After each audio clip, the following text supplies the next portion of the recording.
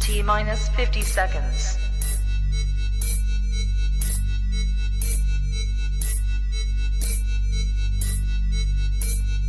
T minus 40 seconds.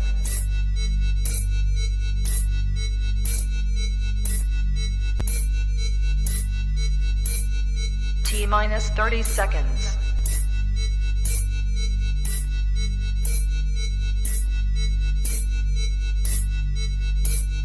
T minus 20 seconds.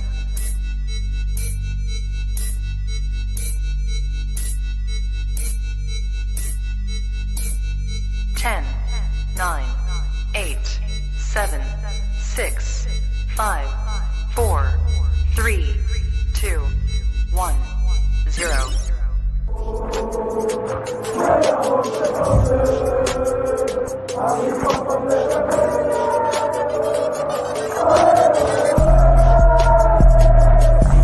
Shout out to Kopish. Shout out to Kopish, guys. All the good work the up. two legends, Emil Heskey, Howard Gill. Can't get much better than that, guys. Yeah. You know what to do now. Like, comment, subscribe. I'm with legends, guys. Kopish. Good evening, lovely people. Hope you're well and welcome back to another Friday night with Kopish. It is the Kall-In show. As always, guys, when we get behind the mic, make sure that you subscribe, comment, and like. Remain respectful to us, but especially on this show, remain respectful to one another, especially the people who will be coming on and calling in. Drift, how you doing this evening, bro?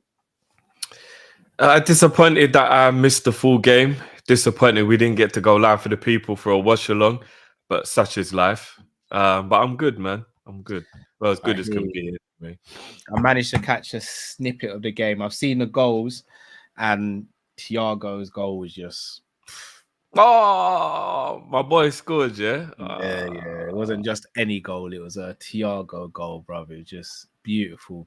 Nunes came on, looked really, really lively, clinical with his finishes. Salah's the build-up for Salah's goal was lovely. Matip went on a mazy run, played a nice little intricate pass to Firmino. Firmino passed it back, and then Matip assisted Salah with a nice little finish.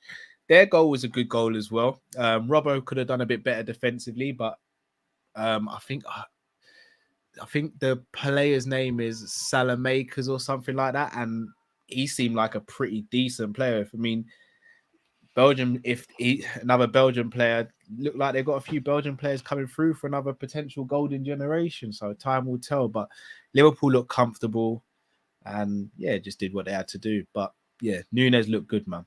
Nunes looked good. Thiago pulled off a pass in the first 5 minutes, which was, if it would have been in a Premier League game, it might have been pass of the season.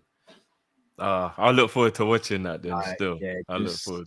Just sauce, man. Just sauce. And good to see the boys back. Ox looked lively throughout the game. Still don't think he's got a future at Liverpool, but looked lively. Matip and Gomez looked all right for most of it. Robbo looked a little off at the beginning, then grew into the game. Who else was there? Milner played because Calvin Ramsey wasn't there, which is, again, it's a little bit of a concern because he seems who played sorry? Milner played right back instead of Calvin Ramsey. Calvin Ramsey apparently had a knock of some sort, which again is a little bit of concern. I know it's a bit weird. It feels as though he's having the season that Tsimikas had when he first came in, just picking up little. Which and you annoying. know what? I'm going to call them pressure injuries. You know, you just move to a club and you might feel a bit more under the caution. Yeah. So, and then Bichetic looked comfortable, looked really good actually. When Harvey doesn't looked he? decent. Carvalho, I'm still not sure what's going on with Carvalho. Doesn't seem himself. Bobby Clark played a beautiful might be a little pass. bit of a wrong playing style for Carvalho. That's what I'm worried about. You know, sometimes when a player don't fit the way you play, I'm a little bit worried about that. But I am a little worried about Carvalho as well. Clark played a beautiful pass for Darwin, like a superb pass. Clark looks like a little baller, you know. I'm not gonna lie, bro. Clark has got feet, bro. He's very comfortable. He's very comfortable, bro. Yeah, he's very comfortable. And then, who else was there? You've got Ben Doak. Ben Doak was excellent again. Yeah, hit a post. So I get, you know what? This is a good shout. From Camacho Gabriel says, "Where's Curtis Jones, bruv? He hasn't figured in any of the 2 games. Not even been on the bench. Is he injured? No idea. Do you think there's a possibility that he's injured and they're hiding it because they don't want the pressure to ramp up that they would have to go and definitely buy a midfielder if we got another injury? Because I always feel like they're always worrying about that. I feel like the PR team are always a little bit worried that when we've got an injury and then we get like not a crisis, but we get a little bit of like a, you know what I mean, like a little bit of a madness going on, that they think, oh, we got to keep this from everyone, otherwise they're gonna like put the pressure on us that we should be buying someone. I don't know. Maybe I'm just being what's the word? Call it cynical. Pessimistic. Oh yeah. I'll be honest with you, if you know I'm as shameless as it gets, and I still wouldn't be surprised if we have new owners by the time January rolls around. But the fact that Naby's back, the fact that Ox is back and they've both been playing, the fact that we're not hearing anything about Curtis Jones, the fact that we've been told that our tour is closer to being available than not being available. Artur's all up in the pictures as well. Have you seen like the pre-season photos and he's all there? And I'm worried that they're going to try and pull a fast one in January. But I have a question for you, Drift, and this is for everyone in the comments as well. Given the state of our squad right now,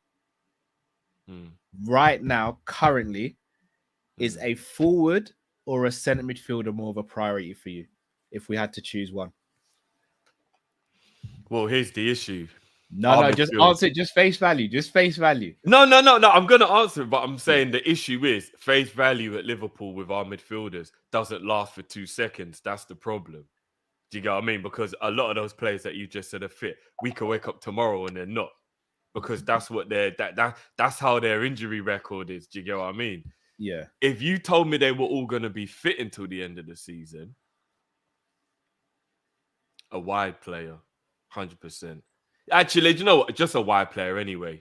I'm not going to lie. A wide player anyway. Knowing Diaz is out for the whole season. Yeah, a wide player. Yeah. Shout out to Kevin. Shout out to all the boys from the LFC Day Trippers. It's been a little while, Kev. Hope you're well, bro. That wasn't for Kev, by the way. That was my little one. Kev knows I love him. If you'd have looked down the lens, that would have got peaked. But yeah, we knew. I thought I love him. It's not like that. Yeah. Kev says it's both. It's not either or. It's genuinely both.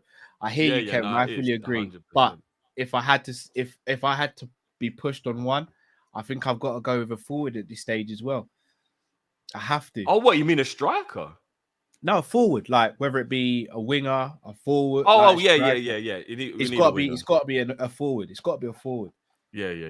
Without a shadow of a doubt. We got Jota in the Diaz situation. Yeah, 100%. We got linked with someone recently. Still, who was that? I haven't been paying attention this week. I'm scared to say his name, Drifty, but it's a player I really want. What's his first initial? M. I know who it is. Yeah. I think I saw. Yeah. I just need one signing. His surname's D, isn't it? Yeah. I just need one to come through, and the curse is broken. I just need one. In fact, 2 have been linked. Another one's a striker at Dortmund, a young striker. He's been linked as well. Oh, I think there's a lot of development needed there. That one would be a little bit more of a project. That's perfect. That's what we need. He's only 17, isn't it? Yes. But that's a bit too much of a project, bro. I know he's got experience, but that is a bit too much of a project, bro. No, you're not seeing the vision, bro. Nunes or Jota is a top. So they're fighting for 1 and 2, yeah? Mm-hmm. If Moukoko comes in, we don't have to register him in the squad. He's 17 years old, and no one's blocking his allegedly as well. No, he is. He's 30. He's German, bro. He's 30. and no one's blocking. Does that look like a 17-year-old? Does that look like a 17-year-old to you, bro? When you look at his face, bro. When you look at his face, you see. I don't know what these new breed are like. I don't know if you saw my. Yeah, I don't know what there's some 12-year-old in America, and like 12. Are you mugging me off? He's got a full moustache. I'm sorry, nobody's got a full moustache at 12. I'm sorry. I think they're eating humans live and other animals live nowadays. They must be eating placenta every day or something, bro. I don't know, but I don't know how they're. I don't know. Nah, it doesn't make no sense. But yeah. But I think he'd be the perfect, because if you actually, all right, you've got Oakley Cannonier, you've got Leighton Stewart, but neither of them really look like they're ready. Mokoku looks like he could play at this level. I'm not saying he could lead the line for Liverpool for a season, but you can throw him in and he's going to do a job. He's a very good natural finisher. He reminds me a little bit of a young Sturridge, a little bit. I know, yeah, he definitely looks good.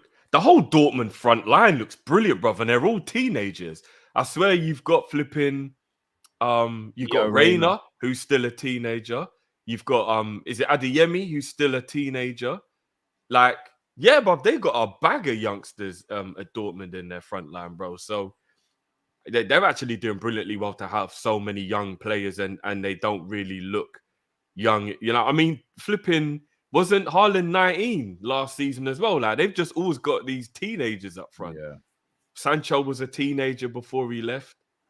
It's mad, isn't it? It is actually mad. Also, we've got in here, massive shout out to Sean P. Casey, who's a sponsor of tonight's show. Massive shout out to yourself as always, Sean. Big up to yourself Sean. And the family. Each and every time. All right, going to help these super chats, and then we're going to get you guys to come in. Remember, guys, it's 3 minutes per call. We're going to get through everyone, so please do be mindful of the time, because we don't want to give anyone special treatment over any other person, and want everyone to get on so they get to have their say this evening as well. Shout out to Emperor, who's become a YouTube member of ours. Big up to yourself, Emperor. Big up. Shout out to John Conway, who's booked himself to become the sponsor of next week's show. So big up yourself, John. Conway. Yeah, I saw John. Yeah, John's Christmas merch came as well. Big up yourself, John. We like to see. Big up yourself, John, bro. H says, big up Ox, signed a hell of our shirts today and took bare photos. Shout out to Jones, Harvey, and Jota as well.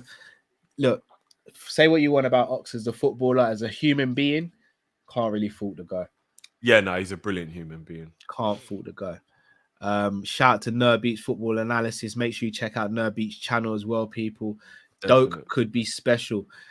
He could be. I hope we just don't put too much pressure on him by not going out and get players, because I don't think you block someone like Doak at the age of 16, but you can definitely break someone at that age by overplaying and putting too much pressure on them. Doak looks very, very talented. Shout out to Pimp in Distress, aka Pops.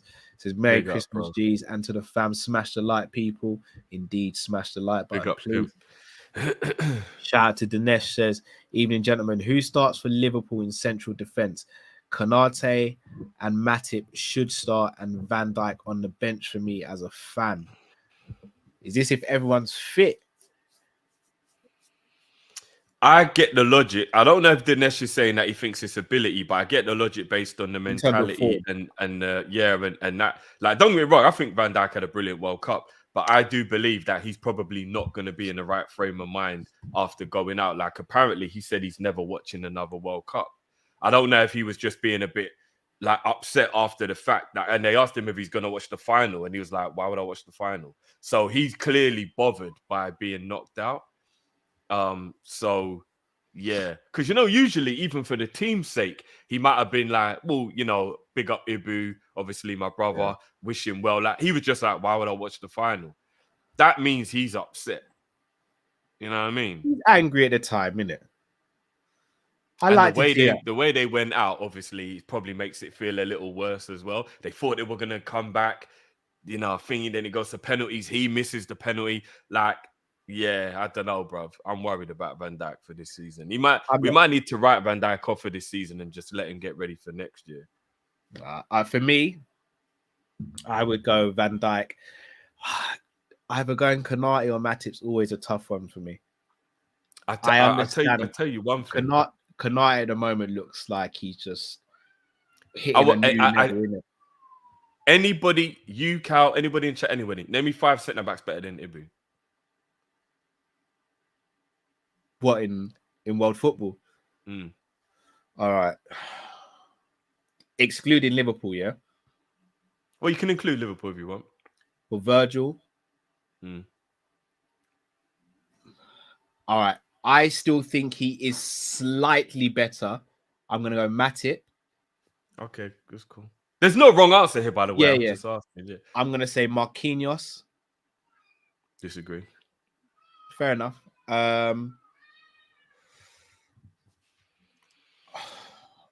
I think him and Guavido may be at a similar level. I disagree, but I understand why you're saying that. Thiago Silva. Okay, I'll give you that. I still wouldn't have him over him, but based on ability, I get where you're coming from. Those are the only ones I can think of off the top of my head. Nope, Varane isn't better than him. Not having that. No, I've not got Varane at the moment. Silva, Saliba, no way Saliba better than Konate. No way. Absolutely not even a chance. Look, I'm not even going to start being shady to Saliba. He's having a brilliant season. Saliba can't talk to Ibu. You know come what? on, let's not have this conversation. Mix is right. I've got to say Rudiger is thing stand as well. No, I disagree with that. I think right now, I'm not saying he can't be better than Rudiger in like a year's time. I think Rudiger right now. Oh, no, I even disagree with that. Like, do you know what? I know he gets a lot of stick on the channel, but he's our brother. But look at this is what I'm saying. Like, Lee has a laugh and a joke, but when it's time to get serious, it's time to get serious. He even says Saliba's not better. Big up Lee, because Lee actually tweeted that he cannot believe how good Ibu is. So no, big up Lee for that, because when you put the jokes to one side, at Lee can have a proper conversation. Do you know what? Bassett 1%'s got a point. Ruben Dias, you could argue as well. I don't think so, bro. It could be my bias. I watch Ibu, bro, and he's in Perth, bro. No, but bro, even in the France team, bro, he single-handedly got France to that final against Mexico, defending-wise. I'll throw Griezmann in because Griezmann was brilliant on the night defensively. He trapped back and made some brilliant tackles. Do you now see? Do you now see why I rate Griezmann so high now? This World Cup has given me a new respect for Griezmann. Still, it's given me a new respect for Griezmann. I can't lie. I didn't know Griezmann had that box-to-box creator about him. I didn't know he had that in him. He would have under Klopp. He would have cooked. Yeah, I got to rate. Griezmann's gone up in my estimation after this World Cup. I can't lie. But other than Griezmann, who come back and made some brilliant tackles, it was literally Morocco versus Ibu. It was, bruv, the guy is just, Ibu, man. You know what? We cussed and we went nuts at the Liverpool board when they got us Kabak in January, yeah? But I tell you what, as much as they should have done more than Kabak in January, I fully want to give them the ratings for making sure that they did everything they could and secured Ibu in the summer. My God, bro. If I watch Ibu playing for somebody else, I'd be livid right now, bro. Yeah. I'd be absolutely livid. All right, so here it is, Drift. I don't know if I'd be upset. I don't know if I'd be livid. I would have been livid if we got Upamecano instead of Konate. But who can you think that's around a similar age, 22, who's anywhere even close to Ibu that we would have been able to get? Oh, do you get what I mean? Like, think about it. There isn't anybody, bro. Yeah, off the top of my head, I can't think of anyone. There's nobody. And even if you want to put Saliba in the conversation, Arsenal wouldn't have sold Saliba to Liverpool. Like, there's nobody around that age that we could have gone and got. 22. I can't believe the kid is this good, Cal. Like, honestly, I can't believe he's this good, bro. But there's an argument he might be better than Van Dijk at the moment. On form, he is. Yeah, that's crazy, bruv. I never thought I would ever say that this early. Yeah, but what I will say, we haven't seen much of him in a Liverpool shirt this season, if I'm not mistaken. Yeah, that knee injury had him out for a while still. So, and every time he went into a tackle for France, I was like, bro. Sorry, like, Anfield Roden's got a good shout. Botman's been quietly going about his business at Newcastle very well, you know. Yeah, no, Botman is good. He can't talk to Konate, but he's a very good defender. He's definitely... He isn't hyped. Remember we thought it might be hyped? Yeah. Like, can he do it in the Prem? No, he's definitely proven he's a good player, 100%. What I will say, I know we're not desperate for a centre-back, And again, I've got to shout out to Kev and Chris Brack because I spoke to them recently about this. I really do think we should go and get Guava though, you know. How much do you think that would cost? I don't care. Shall I tell you why though, Drift? After the World Cup he's had, bro. Do you know, like, can you imagine, bro? Shall I tell you why I don't care, Drift? He allows us to play 2 at the back, 3 at the back, and him and Konate, along with Gomez, could potentially secure our defense for the next 10 years. Not just that, he wants Liverpool. He loves Liverpool. Oh, he's a fan. He's a Liverpool fan, is he? And Matip's contract doesn't end this summer, but the following summer. There's no guarantee Matip's going to get a new deal. Yeah. And we got to talk about Matip's injuries. As brilliant as he is as a player, he's 32 and he's picking up injuries again. I wouldn't actually be that angry at the board for not thinking about replacing him at 33, which is what he'll be when his contract finishes. An injury-prone 33-year-old. But then again, Matip's so good. It'll be such a shame to watch him. I know, but Guardado and Van Dijk competing because Guardado's proper competition for Van Dijk. He's coming in and saying to Van Dijk, I know you're a G. I know you are. But I'm here. I'm ready to go to battle, innit? Yeah. No, it's true. It's true. So, boy, it's conversations we enjoy being able to have, right? This is the whole point. Well, yeah, that's why I'm saying I do see where Jamrot's coming from about getting that other centre back. Evan and Dick is another one, but I just think Guardado's on a different level to Ndika. Like he just is. Guardado comes in, and if let's God touch wood, pray to God. If Van Dijk were to get an injury that keeps him out for 4 months, and we had Guardado there, I don't think anyone's really sitting there panicking. We're upset about it, but we're not panicking. Right now, we panic. No, I get it. I hear it. I mean, no, do you know what? Jamie makes a good point, and I'm not even just saying this just think about this from Ondra. Go on, bro. Oh, sir. Bro, Lovren's had a brilliant World Cup. Anyone who watched my World Cup recap, the last one, would have seen the flowers I gave to Lovren. Brilliant. I don't think Lovren was better than him, but Lovren was fantastic. Lovren was fantastic. I just want people to just not be as shady towards Lovren as they are, because I won't. He's a much better defender than people give him credit for. But granted, he didn't play like that for Liverpool. He did at times. Rarely. No, bro. It's 50-50 with Lovren. It was 50-50.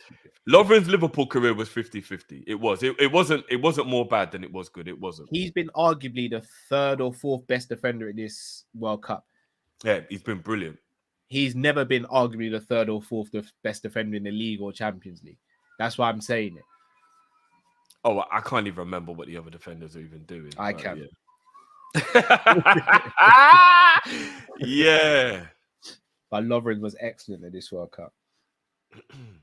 You know what? I love about a lot of the old school G's now, they're aging like fine wine.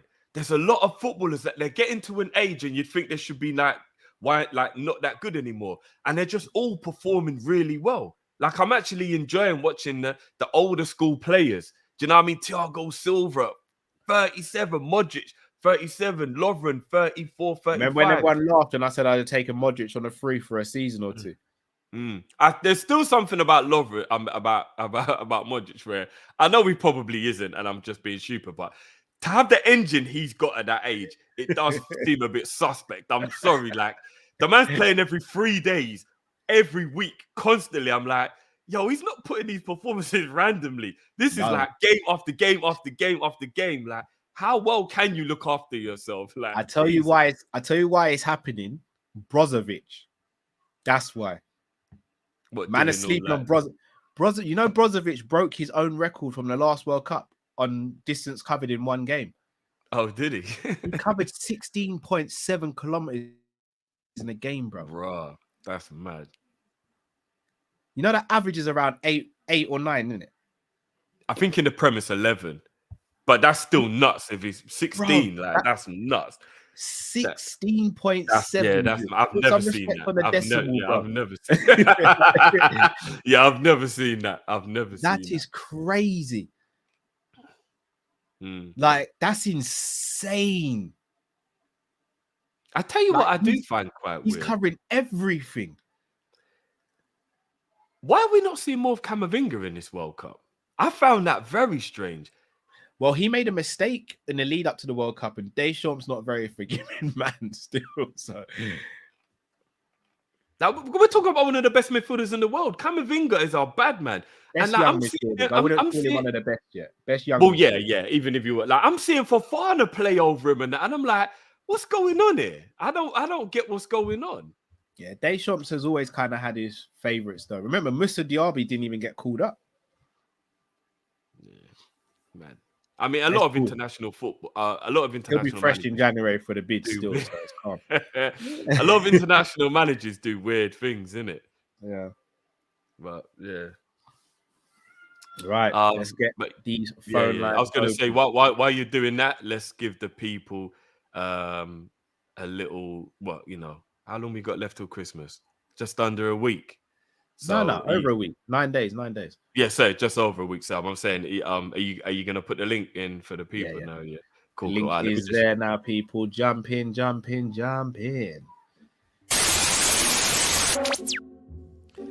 'Tis the season to be jolly.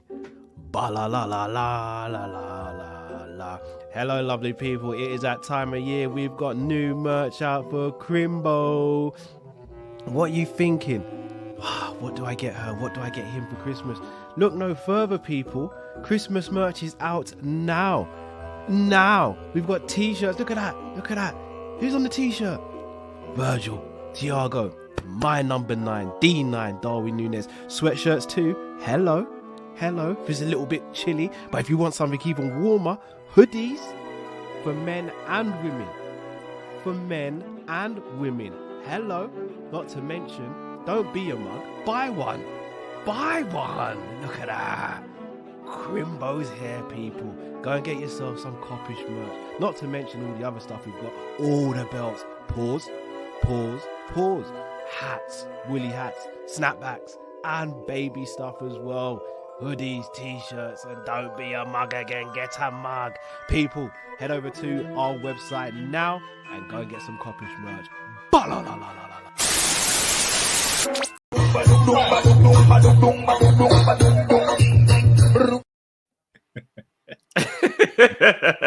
That always tickles me still. Link is in the description, guys. Gets me. Always gets me, man. I don't know how he doesn't spill that drink. Yeah, links in the description, guys. Go over to the merch store, and the link is in the description for all our other competitions. The Henderson raffle. There's only 2 days left, guys, for the raffle to enter the raffle for the Henderson merch. So make sure you click on that as well, guys. So big up. Indeed. Right, we're going to bring in our first caller of the evening. He's a brother from another club. We're trying to get him. Well, no, we're not trying to get him back on board because he done us dirty. He done us full dirty, bro. The original Captain Sparrow is still the one and only. Listen. You know what? You got me out here looking crazy on these streets, You got me out here looking crazy. Hey, listen. I don't want to introduce you. Listen, I ain't forgot what you said about Jack Wilshere, man. You hurt my soul, man. Love you, Callum. I love you, Callum, because you're bigging up my boy. Listen, the man, the myth, the legend, yeah, Wilshere. Listen, don't make me choke on my little juice that I got here, man. Don't say the What are you drinking? What are you drinking for that? You know what? I just came from a little work Christmas party, so I've been on a couple rums for the night, man. A couple of different rums for the night. Okay, so, yeah, okay. I'm feeling nice. I'm feeling twist up, man. I'm feeling alright. So, but I've got something to say to the people. I've got something to say to the people. You know what? Their genuine seller might be done. Their genuine seller might be done. But I'm gonna move to somebody else. He's always got. You're ruining it, bro. You're ruining it. Listen, someone else has got to get it, And I know it's someone who you don't want. And I got some stats though. I got some actual genuine stats on this guy. Look, you ain't got to write nothing down. 2015, Harry Kane, League Cup semi-final for Sheffield United, no goals, no assists. 2015 again. 2015 against Chelsea. Sorry, League Cup final again, no assist. 2017 FA Cup semi-final against Chelsea, 1 goal. 2018 FA Cup semi-final against Man United, no goal, no assist. 2018 World Cup against Croatia, no goals, no assist. 2019 Cup semi-final against Chelsea, 1 goal, didn't win. 2019 Champions League final, let's move on because we know who we played. 2021 League Cup against Brentford, no goals, no assist in the League Cup. 2021 again against Man City, no goals, no assist. 2020 in the semi-final against Denmark, 1 goal, got knocked out. 2020 against Italy, we know what he did, no goals, no assist. And again, I'm going to move to 2022 semi-final against Chelsea, no goals, no assist in the League Cup semi-final. Listen, you man, the is Salah, you're free. You're free from the shackles. You are good. Whatever you want to do, Salah, you're good. You're goated now. You're right. Because my agenda on Harry Kane. You might want Harry Kane to come to your club. My thing is on Harry Kane, and I want you to actually chop it up because there's 2 parts of it. The first part of it is when we talk about, and there's all these chats, and I don't know if you guys have seen it. I saw it on the Big Six. I saw it on all these other channels. Saw it on talk about Giroud and his career against someone like Harry Kane, and we talk about the goals versus the trophies, and being instrumental in finals, semi-finals, big games. Whose career do you really want? Because ultimately, if Harry Kane gets one big record, then I don't know where we go with it. Because listen, Giroud, man's got this. Listen, he dumped on Arsenal. Listen, I gotta give it to him. He did his thing. But listen, for me, I gotta say, I'm done with the whole Salah thing in it. I'm done with this whole Salah thing. Salah, you're good, you're easy. You can go topless. It's Christmas time. I'm waiting for the calendar. I'm waiting for all of that, man. Do what you need to do, man. I ain't gonna get no more. Man. You're my guy, Salah. Him and Nunes, you're my guys. I saw Nunes score 2 goals again. My guy, he didn't do anything in the World Cup, really. But listen, man, I ain't gonna lie to you. I want you guys to chop it up, man. What are we saying about this Harry Kane? Because for me, as I said, you can't come from the small clubs or a smaller club and say that, yeah, if you're around bigger players, that you're going to do something. We see it with England. This World Cup that we saw, I didn't even mention the last game and what he did against France. I can't play the well, but again, he bottled it in that moment. And we have to say it. So listen, I want you guys to chop it up, man. What are you saying about this? But listen, people, I've said you what I said about Saliba, said you what I said about Ibu. Man, he's my guy. I ain't gonna lie. I like Liverpool, that man. I like Liverpool. Come back. Listen, no. You got me out looking crazy on AFTV. I know Robbie's trying to get onto me. He wants to sack me now because he's hearing all this Liverpool thing. Bro. Like, I need payment. You know what? I got 100 timesheets and that. But listen, I'll catch up with you, man, in a bit. No, big up. Obviously, we had to let man finish the agenda, but we still got a hit man with it though, because man went over the time. Why you do it, John Crow? Yeah, I said you left, you're mad, you want mad, see me mad now. Yeah. Me mad now to blood clot. Yeah. Look at me now, dirty gula. Dirty gula. I'm gonna be real. It's not often I sit here and I'm left without really an argument against Lee. Anything you know what? You know I'm gonna argue against it. So here's the thing: anything I argue against Lee is not going to be factual, though. It's going to be hypotheticals, and it's going to be qualitative as opposed to quantitative. So I'm going to sit here and say maybe if he was in a better team, he might have done better, which I do think he would have. But at the same time, Drift, I've got to switch it the other way. I'd argue some of the Liverpool teams Gerrard played in weren't better than some of the Spurs teams that Kane's played in. Gerrard showed out. I think it's a bit easier, and I use the word easy loosely, to be a midfielder and have an impact on the game than to be a striker, because you are quite restricted in how much you can be involved in the game as a striker. Disagree. Bruv, Olivier Giroud. Lee hit me No, with but the one name. Giroud's only as good as his service, though, bro. If Giroud's not getting any service, then he can't do anything. It's not like he's the one who's creating the chances. And you know, his goal against England was actually an own goal from Harry Maguire. Like a lot of people are kind of forgetting that part when they're giving him the flowers. Like, it hit Maguire and went in. Do you know what I mean? Like Giroud, don't get me wrong, Giroud's career is brilliant. Giroud's career is brilliant. But I think it's really unfair to look at Giroud, who's played for much better teams than Tottenham. Giroud's played for Arsenal. Yeah. He's played for France, obviously. Like, France are probably maybe the best team of the last decade or 2 decades. Like, overall, like, how many bloody finals and World Cups and Euros and all that have they been in? And then he's played for AC Milan when they won the league, when they were good. 9 trophies Gerrard was a part of, bro. No, but Gerrard is a much better player than Kane overall. I don't think anybody would ever argue with that. When we speak about Kane, especially me and you, like, we have Kane in high esteem, bro. Drift. Bro, and I still have him there. He's 60 goals away from Shearer's record, bro. And he plays for Spurs. No, I hear that. He plays for Spurs, bro. Are we overhyping him, though, Drift? That's the problem. Are we overhyping Harry Kane, bro? It's a serious conversation. How can anyone with 200 Premier League goals be overhyped? Honestly, how can anybody with 200 Premier League goals be overhyped? Do you know what I mean? Like, come on, we got to keep it a buck. Like, that surely that's not possible. Is that possible? Can you have 200 Premier League goals and be an overhyped player? How would that even happen? To an extent, yes, because to be...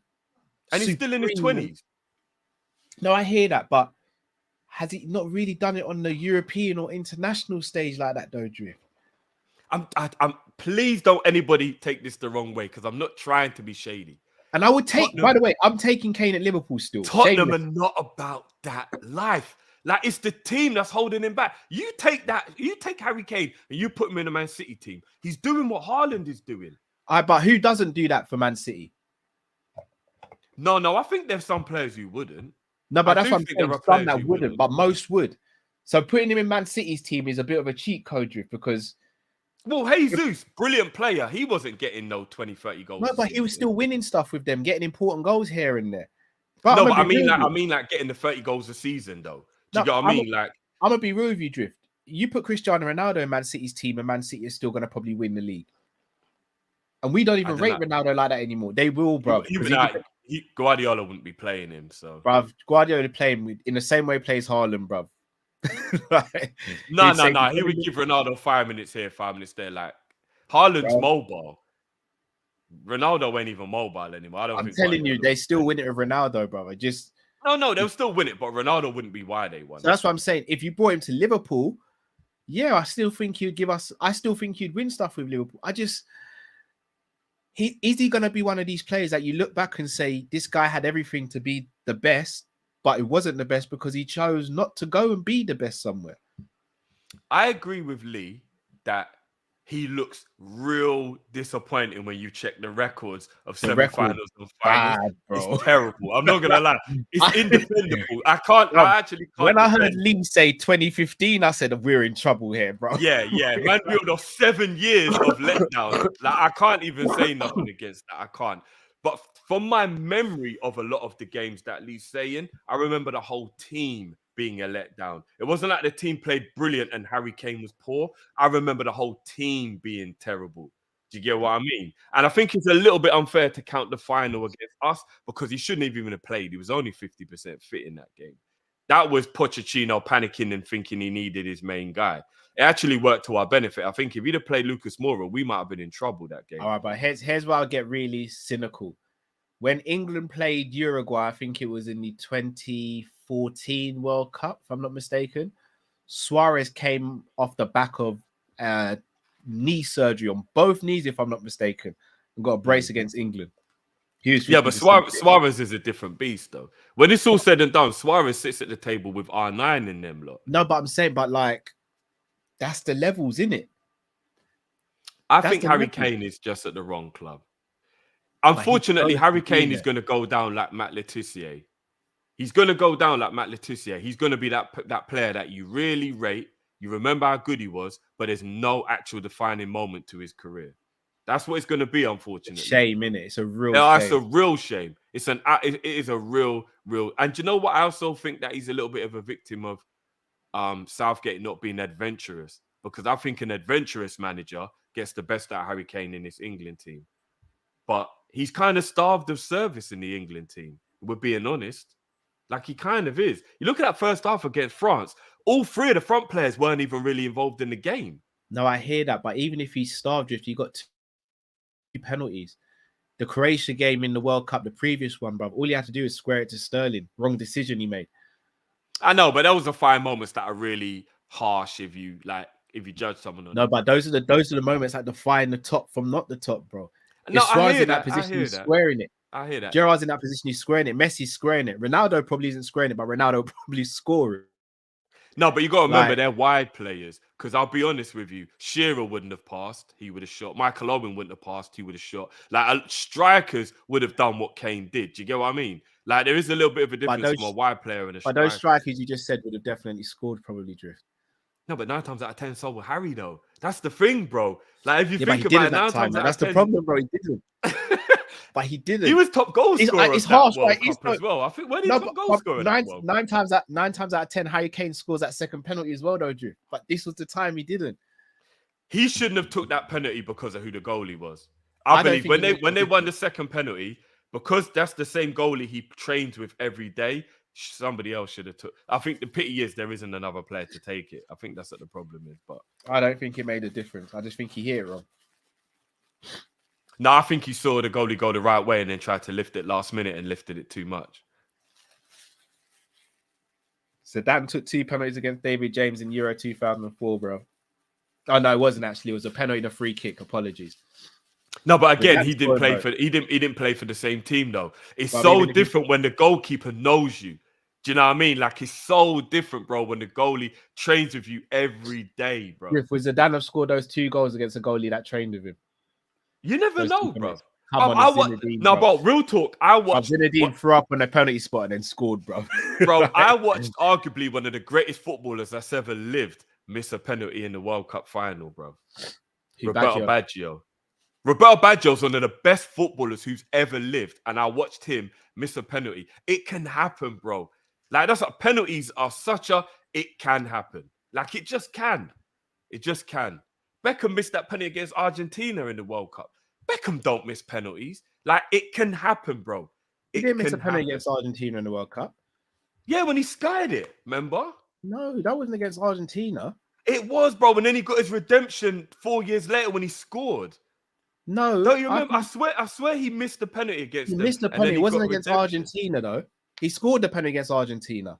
Or who is it? Who did he miss the penalty against? Portugal, I think it was. Okay, Portugal then, yeah. Yeah. But Sam, I'm saying Beckham don't miss penalties, bro. Like, it happens. Like, it's football, isn't it? It's football, bro. Yeah. All right, let's get the next call. It's a very good debate, though. It's a very good debate. I get where Lee's coming from, but I will always back Kane. Kane is an elite striker. Same here. All right, elite. I don't know.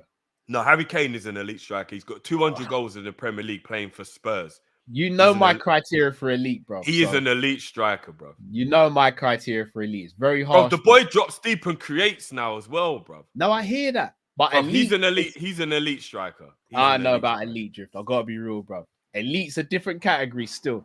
World class, undoubtedly. Elite, I'm not sure. I think Harry Kane will go down as the second best ever England striker behind Alan Shearer. Over Rooney. Rooney wasn't really a striker. Oh, Drifty. Rooney played everywhere. Like Rooney was a forward. Rooney was a forward. He played everywhere, bro. He played everywhere. Rooney played everywhere, bro. Rooney played. He's not chatting to Rooney, bro. No, but Rooney played everywhere. Rooney was a forward. He wasn't a striker. Rooney was a 10. He was a wide player. He was a false 9. He played everything. Wayne, bro. No, he's not a better footballer than Wayne. No, striker. Still, I'm still taking Rooney. Bro. I'm still taking Rooney. All right, that's fair. Rooney was different. Rooney was different gravy. So, but Harry Kane's got more goals than him for England and in the Premier League, though. That's because Rooney was everything, bro. But Rooney played for Man United. but he was also everything, bro. No, I hear that, but Rooney played for Man United where he won things and he was in the best team. Harry Kane is a Spurs. I'm gonna be real with you. If you swap prime Rooney for prime Harry Kane, I reckon Tottenham have a trophy in the bag still.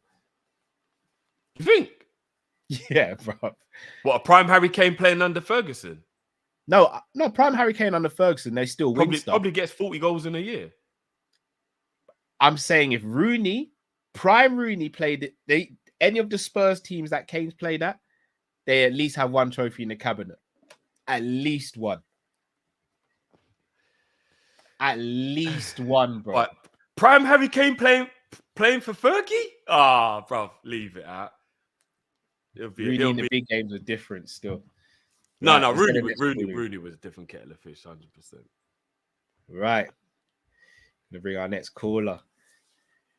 The resident rapper on the channel, John the Second. Hello, bro. My guy, how you doing, brother? You're on mute, bro. You're on mute, bro. Okay, can you hear me now? Yeah. Cool. What you guys saying? Good. Not too bad, bro. Yeah, man. What's good, G? Yeah. I see man shaking his head behind like, no. You know what? I had a few questions to come. Well, not a few, but the debate that's been going on is very interesting. So it's kind of just throwing me off my axis a bit. But I'll get onto the debate before I leave though. Anyway, over this whole Kane thing because it's quite an interesting one. But yeah, I have two questions for you. So my first one is, so like right now, I've just been going on Twitter recently and just been seeing like there's been new updates on like a lot of the Liverpool staff, or around the hierarchy leaving. Like they're just leaving, like they're just dropping like dev flies and whatnot. So my question is, obviously, is that something to like kind of like does that indicate, do you think that indicates like now it's solidified that there's a new ownership now that's already been taken over, or maybe we just haven't been told, or what do you think it is like? You know what I'm saying? And then, that's the first one.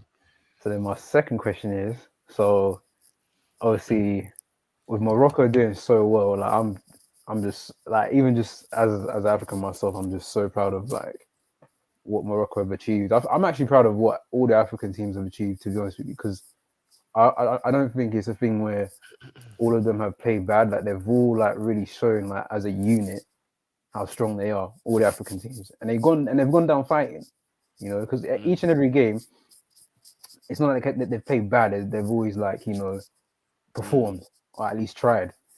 So my question is to you, with Morocco doing so well and obviously just like playing, just absolutely blowing the whole thing away. What hope do you think that gives for other nations that are probably don't get the coverage like the way, say, a lot of like European teams do, like say a lot of teams in Africa or even the Caribbean, say obviously both of you guys are Jamaican, so it's like, what hope does Morocco's journey give to other nations on that level, do you think? And how like what developments can be made for them to obviously like get to that point where they're competing and actually like going for it in these tournaments like Morocco did? So yeah, that's my question. Sick questions, bro.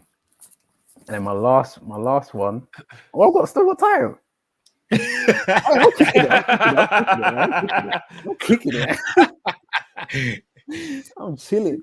But yeah, but this debate though with Kane, I think this penalty miss shouldn't define his whole career in terms of like where people rank him. It should absolutely not define at all. My thing is, I don't think Kane is elite. Only thing is because I don't think he has had enough moments on the world stage to where you can put him on that elite level. Like I can put Mo Salah. I think we can all agree that we can put Mo Salah on an elite level because he's done it in the Champions League final even. He's shown up in big games time and time again. And I think that's what separates Kane from the likes of Neymar and likes of Salah and Messi and whatnot you have. You so, but my last question is,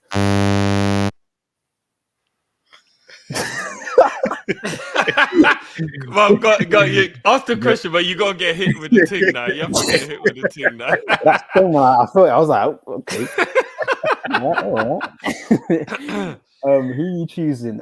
Prime Michael Owen or Prime Kane? Prime Michael Owen or Prime Kane? Okay. Yeah. And I'm gonna leave it there. Yeah, no. Big up as always, G. Big up yourself, brother. Big up you guys, man. All Yeah, the time. drop a link in the chat or send us a link to your new music, bro, and we'll put that yes. on the phone, man. I'll send you. I'll drop the link on the description and the chat, and I'll send you the DM as well. Yeah, man. Yeah. Big up, G. Love as always, bro. Take care, bro. Love. Shut the fuck. Shut. Oh shit! Say it again. Say something else. Oh, say something else. Say something else.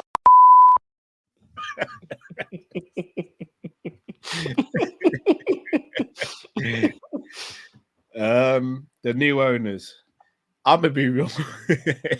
As optimistic as I am, man, are leaving every day at the moment. You know, it's a little bit scary, bro. Like, yeah, it worries me a little bit, bro. I gotta be honest, bro. Every day we're waking up at the moment, we're seeing someone else is leaving. To me, you ever been at a workplace and too many people leave at once? It's scary. Yeah, the atmosphere is not the same, bro. the ambiance, bro, it changes, bro. It's a bit weird. You're just looking at your colleagues sideways, like, did you just hand in your notice, bro? Like, you're gonna leave me in there by myself, like. Isn't it? But you couldn't show, man. You could have let man know. All right. Now, what do you know that I don't know? I think something's happening behind the scenes. There better be. Like, can't just have a man rolling out like that. Yeah. There better be something happening behind the scenes. Mad. There's got to be. Boy, I don't know. There better bloody well be. I hope so. I hope. But then again, why would new owners already be in control of who's leaving the club? It still doesn't seem right. Yeah. I'm just a little bit worried, yeah. It is a bit weird. It's like crazy. What we say, Liverpool is Twitter now. Isn't it? Like, what the hell? Yeah, for real. When I told my brother we don't have a club doctor, he said, "What?" I said, "Bro, we don't have a club doctor." He said, "So hold on a minute. So who diagnoses the injuries?" I said, "The NHS, big man." The NHS, big man. Them man, they're in A&E, bruv. Yeah, for real. What is going on? Morocco's influence potential on other teams, and what can those teams do to get sort of the success that Morocco have had? It's a tough one. I think with Morocco, you've seen everyone pulling together in the same direction without politics. From what I've seen, I don't know the ins and outs of Moroccan football, but it just seems that everyone was on the same page, no matter what, whether it be work rate, tactics, managerial decisions. Everyone was just on the same page. So I think that togetherness goes a long way. And I think what you got to remember is, like, with the African teams in general, I don't want to give the Europeans credit for African success, but we have to be honest. A lot of the African players now play in Europe, where it is the highest level of football in the world. And same with Japan. Sorry to cut you, Drift. Same with Japan. That's why we saw the Japanese players as well. Yeah. And Korea obviously have got a couple players now play, and you can't help but notice that it does help. It just does. They're players that are used to playing different systems, different thing. I know the Moroccan team isn't so much that, but I just mean in general.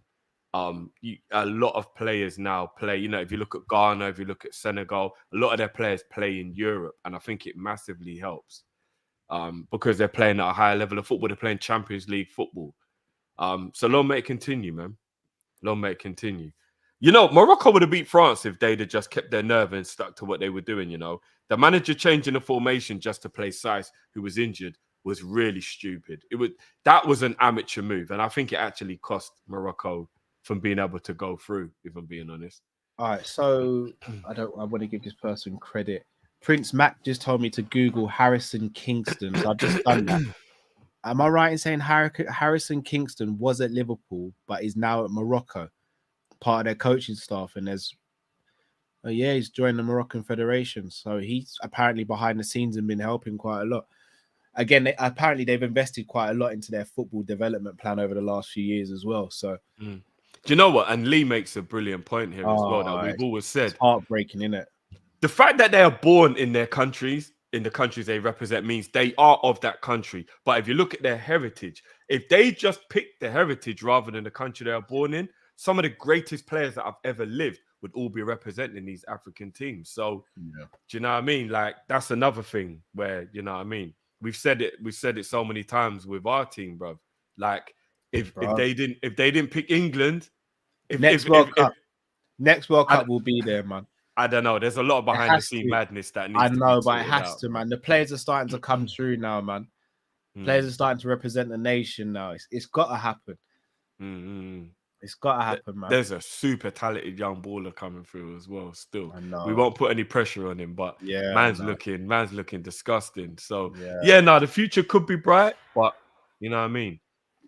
You look at that French team, and I think there's only like 4 native French players or something. Like most of them have got, do you know what I mean? Like whether it be Algerian, Polish, like Ghanaian, whatever it is, they have, you know what I mean, some form of heritage. Like even Griezmann apparently is Portuguese. I didn't even know that. What? I didn't know that. Apparently Griezmann's Portuguese. Like his heritage is Portuguese.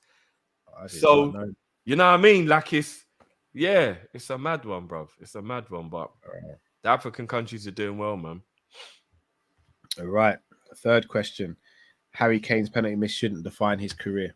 I agree with that. 100%. And if you want to define it by that, then I think that you're being biased. Yeah, you're being biased. You're being biased. Sorry, just saw the last comment. Just want to confirm Giroud is not from the Congo. He's not from the Congo. All right, dare I say saying he's German and Portuguese, Griezmann. Oh, there wow. you go. There you go. Prime, I'm hair drift. I'm just switching off my camera quick. Prime Owen or Prime Harry Kane? I'm Prime Owen over about 99% of the world. So. I know you're gonna think I'm shady because you know I don't think highly of Owen. You don't think highly of Owen? No, I genuinely don't know. You know, and the reason why I say that is because Owen in the big moments was phenomenal. Over the course of a season, he wasn't as consistent as Harry Kane is. If I'm not mistaken, Owen never got 20 Premier League goals in a season over his career. No, I hear that. I mean, he always banged 20 goals in all comps, but I hear you. I understand where you're coming from. Kane does 20 just in the Prem. Michael Owen over everyone. But at the same time, if we're losing to Arsenal 1-0 in the FA Cup, I don't think Harry Kane. Man, them don't remember peak Michael Owen. You know, it was different, bro. That's what I'm saying. I don't think Harry Kane's getting us out of that situation. Therefore, I think I'm gonna edge towards Michael Owen. Okay. But I don't think Michael Owen. If you go 18 to 22, Michael Owen, that's what's wrong. That he didn't peak when he was supposed to, like age-wise and because of his injuries and all that. 18 to 22-year-old Michael Owen were, oh my god, that was. Well, Michael Owen took us to the final of the Europa, the UEFA Cup. He pretty much got us there. And anyone say he, if I'm not mistaken, didn't he win us the penalty in the semi-final as well? He got Ballon d'Or that year. There was a slightly different thing that it was European Player of the Year then. Yeah, but it literally was the same thing, as in like it pretty much equates to the same thing. It's just a name change. Michael Owen. Oh man, Michael Owen was something else, man. He was something else. I'm telling you, when he was 18 to 24-year-old Michael Owen. It was different. It was different, bruv. It was so different. But yeah, I think I'd go Michael Owen. If John's right, and I believe him, Giroud's from Mozambique, bruv. Right. So that means he is actually African. I'm telling you, bro, the French team is a madness, bruv. And there's nothing wrong with them playing for France because they're born in France. But I'm just saying, if you actually deep the heritage of them, that's when you realize, like, raw. You know what I mean? When France win the World Cup, Africa win the World Cup. We just have to keep it a buck. Yeah, it is what it is. Do you know what I mean? So really, we should be back in France. But I want Messi to lift the World Cup, and France have lifted it enough. So. Bruh, I didn't think I'd hear you say that, Drift. Oh, 100%, bruv. Messi deserves... Nobody deserves that World Cup more than Messi, man. Nobody. You didn't say that at the beginning of the competition still. Yeah, but that was because I wanted other people to win, innit? But now it is what it is now, isn't it? So basically, I'm not the only Captain Sparrow around there. No, but I'm just going with what it is. I remember Sparrow in everyone, yeah. Pause. Right. Apart from Shuameni and Camavinga, I don't think there's even Ibu. I'm trying to think how many people in the French team didn't win the World Cup last time. So the majority of them already have medals as well. Do you get what I mean? Yeah. So I mean, it'd be beautiful for Ibu to have a World Cup. I'm not gonna lie, seeing Ibu lift that trophy would be good. No, it would be, but it's got to be Messi. It's got to be Messi. And you know what? I've got a slight agenda for why I want Messi to win it as well, because I don't want any more conversations about that other guy. Oh, brother, that conversation's done, man. It's done. I know it is, but I want it to be 30'd. I want it to be signed, sealed, and delivered. Bro. Shut your mouth. You know that? I want it to be one of those kind of situations. You see, when I saw Messi do up Varvadol, bro, I said it's done now, man. And just leave him alone, man. Leave him alone. It's a different kettle of fish. No one did anything to Varvadol that whole competition, you know. And Messi said, "You're the big man that everyone's talking about, yeah." All right, come, let's go through a little walk on the sideline, bro, and I'll catch you in the box in a minute. Lay this on the plate for Junior. Yeah, no. My timing. Messi is. I don't. Yeah. The thing is, I'll be honest. I don't see them winning it. France are too strong. Yeah, no, France are too strong. France are gonna win it. The only thing that might give France, Argentina a chance is that apparently Ibu is ill. No, it's nothing serious though. Apparently. Not yet, like a cold or whatever, but that means he's not going to be able to perform to his full potential. A cold does lick you down still. I know, but it's not that serious. They said it's not like as serious as being made out. Yeah, France are gonna. I've already put my money on France. France are gonna win it, but I really do hope Messi wins it. Yeah. Right. One last question. I saw someone put in the comments: Prime Robbie Fowler or Prime Michael Owen? Yeah, let's get the next caller in. We say Kopish will get destroyed tonight. Yeah. The next caller in. Why you doing, young bro? Right, let's get our next caller in. Mr. M. Tarmizi in the building. Yes, what's going on, bro.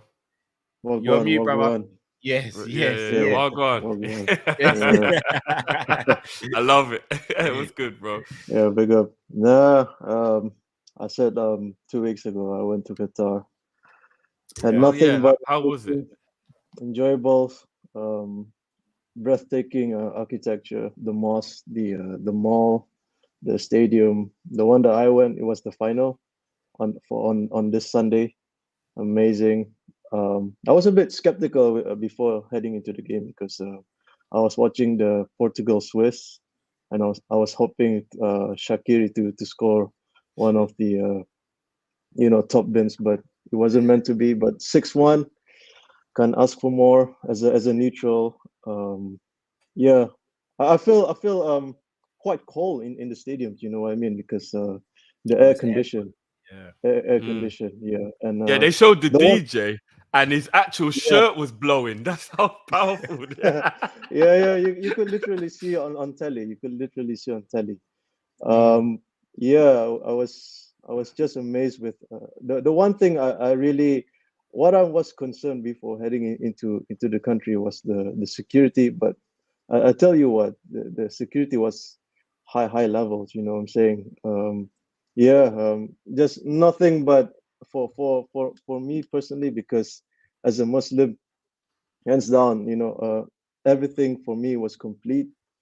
All the facilities, the prayer room and whatnot and all that, everything for me, it's I can't ask for more. It's just amazing, man. And as a fellow Asian, looking back to this World Cup, I was a little bit mixed with the FC nations, like Callum was touched upon, Japan. After the game, because I was watching at a fan screening at one of the festival, And Kaisuke Honda was tweeted, and he said the reason why Japan lost against Croatia was their mindset was only quarterfinals. You know what I'm saying? So that's the ultimate objective, and they should like be heading into the tournament with the mindset of winning it as a champion. I know it's a big ask, but as a nation like Japan, they should be heading into another level. So I think it's all about the mindset. That's why when you look at the penalty, was like it's just off like tacky and all that. But yeah, man, I don't think I have any questions today. It's just want to do a brief recap of my trip at Qatar. The Morocco, well, I'm so proud again. As as an African country, I can't find the jersey, like everywhere, it's sold out. But it is what it is, must be, man. Yeah, that's the demand. Yeah, but yeah, like that's all I can say. Not looking forward to the club football yet. Still digest, but yeah, we move in it. But big up to you guys. No, big up as always, bro. Big up as always, man. Thanks for letting us know how the trip went, man. Yeah. Big up yourself, bro. Bless. Big up. He's a legend. Yeah, I shouldn't have let him get hit with the buzzer there. Still, he was finished on time. Yeah. It's hard to keep it all working at the same time. I'm just trigger happy, bro. Look, and Tom Izzy just let everybody know that he got taken care of. All the propaganda and all the bad things that have been said. I remember I was saying, bro, everyone who's been interviewed out there said it was amazing. Yeah. So, you know what I mean? Is what it is. This World Cup's going to go down as one of the best World Cups that's ever happened, like overall. And everybody was trying to give it the slander and saying all these things about it and whatever. You know what I mean? Yeah. Let's not get political. All right, going to bring our next caller. I feel as though I'm going to be in the mud with this next caller. But the name change is interesting, though. The name change is interesting, but I feel like I'm in the mud. But it's not football related. What the hell? My name's crap. I tried to change it to Captain Sparrow. Jesus. What are you saying, bro? What's going on, bro? I'm good, man. I'm good. Before I wanted to start, I wanted to say there's certain losers on Twitter, man, that get rattled over a 7-year-old talking about Ronaldo, man. Like, they're just idiots, man. How are you getting rattled by a girl just being happy about Morocco winning and then causing it mental abuse? I couldn't believe that. I couldn't. When I heard what was going on, I was like, are they going down to that level of idiocy? And that's madness, But at the same time, it's Twitter and some Twitter fans ain't got jobs in it, so it is what it is, man. So you got to expect that from certain her, man. She's an absolute legend. She's bro. a G, man. Facts, She's an man. absolute legend, bro. She had them. Where's Ronaldo? The airport is that way. Hey, crying in her car. Man. Big up to that banter, man. She smacked it. Yeah, man. The mum had to apologize. Nah, get out of it. Nah, she did. She did. Oh, no. Apologize for what? Nah. What's this world coming to, man? Bro, I'm gonna be real. If Stevie or Robbie went and did that, I'm saying some wild stuff on camera. I'm not apologizing. Yeah, no. Why did her mum have to apologize? Apologize for what? What's she apologizing for? What, simple banter? Nah, Ronaldo. Nah. Ronaldo, but then, Drifty, we can't talk about Ronaldo because it's not Ronaldo in it. It's his fanboys. But he's got to pull up the fanboys. That's what I was gonna say. He could have come out. He has to pull up the fanboys, bro. He should have come out and been like, "Yo, that fun is fun, man. Like, it's a little girl." Yeah, no. Bro, come on, man. That's madness. No. That's Drifty, madness. Man. Drifty, I will be real. It's Twitter, man. They always have to go above and beyond in it. They always have to go above and beyond. Yeah. It's a horrible world. It is. That's 100%. why I don't really spend much time on there, if I'm being honest. It is a horrible place. I'm not even going to lie. Yeah. I reckon you should have to actually put your credit card details in. You should have to have a profile picture. You should have to show who you are. You should have to have man can find your location if you talk smack. And you should actually be, you know what I mean? Like, even if it's not literally out there to the world, as in you let everybody know all of that. Obviously, no, because then people will be stupid. But Twitter themselves should have all your information right there. So if you do some dickhead shit, you can be caught and pulled up for it. Do you know what I'm saying? Because too many people are racist, homophobic, whatever you want. People think they can say whatever they want on Twitter and they just get away with it, bro. It's madness. It's absolute madness, man. I don't know what's going on. You see a massive shift in momentum but here's the thing, and without even pulling the curtain back, I work in social media, Drew. These companies will not do that. Yeah, no, because it doesn't financially benefit them. Exactly. Having all this outrage, having all this animosity and all that, that's what pays, because there's more engagement through that. So it's not going to change. Yeah. But if we wanted a more morality-based social media, then that's the way to do it. Because I guarantee you, someone who puts in their real details aren't sending messages like that. They're not. Of course they're not, bro. Yeah, 100%. Because they're going to have the police knocking on their door, bro. Because it's an actual crime, bro. Yeah. 100%. It's like a chain reaction. Gripsing someone up today, sir. I paused your time about it. I saw a bus driver gripsing someone up today. And I just thought, brother, you're going to lose your job. You're going to lose your job. Yeah, you're drifty, man. Nah, you killed me. You're telling me, man, I'm cupping him up on the road now. Yeah, he knocked someone off his bike. And then the man on his bike railed it up. And then he got off the bus and gripped him up. I was like, bro, you're going to lose your was the job, bus driver at fault for hitting the guy, though? I never saw that part. But I saw the guy who got hit off the bike arguing with people who were telling him, just allow it. And it was a black on black thing, innit? And like the bus driver got off and it was like, fucking hell, bro. That, bruv. Yeah, and then he went round to the bus driver's side and then made the bus driver open the window and was like talking. Like he was antagonizing him a bit, but he got hit off his bike. I don't know. And then the bus driver leant out the bus window and grabbed him by the collar, brother, and pulled him in. And the man was recording it while he was doing it. I said, bro, you're going to lose your job, bro. What are you doing, bro? I'm not the bus. Some bus drivers are wild, but I had to go to the bus garage and stick it on a bus driver once, bro. But remember, bus drivers are people, bro. I know, but this bus wasn't acting like a person. I know certain man who drive buses who used to do up road. Yeah, like if they say they're coming out the thing, bro, they're coming out. Bro. It could get real techie for you, bro. So bro. The guy, when I went and confronted the guy, bro, he was on it. He's fully on it. I had to proper set tone, bro. Like he's proper on it. Bro. Like it was a 25. He looked about 25 and he had driver's gloves. Yeah, he's a serious shoot, bro. If you're from the younger generation, you got driver's gloves, you're a serious shoot. You get what I'm saying? So. Yeah, I can see. Yeah, that's techie. I know that was a complete random. But go on, man, I'm loving the conversation. I was very interested in what's it called, the Harry Kane talk. Obviously, I'm not going to get into that debate because everybody has their own side. I do want to ask you a question, though, Drift. You said he's an elite player. Do you hold him to an elite standard? Elite striker. Yeah. Okay, elite striker. Do you hold him to an elite striker's level? Because I think when you're elite, you have to hold them to an elite level. It just has to. Like a lot of players that we've seen in this generation, I think the world class or elite tag gets thrown around too much. If you're elite or world class, you have to be held to that standard. That's why I was debating about Jurgen Klopp and certain parts. I love Jurgen Klopp, but I also have to look at in all consideration. Certain Liverpool fans said that he's one of the best managers of all time, second best manager in the world, top 5 managers in Premier League history. That's cool. I don't have an issue with that. But it's just, are you going to hold him to that standard? I think that's the question that needs to be asked. But listen, I'm going to move away from Jurgen Klopp before I get absolutely ripped apart in the chat. And I'm going to talk about what's it called?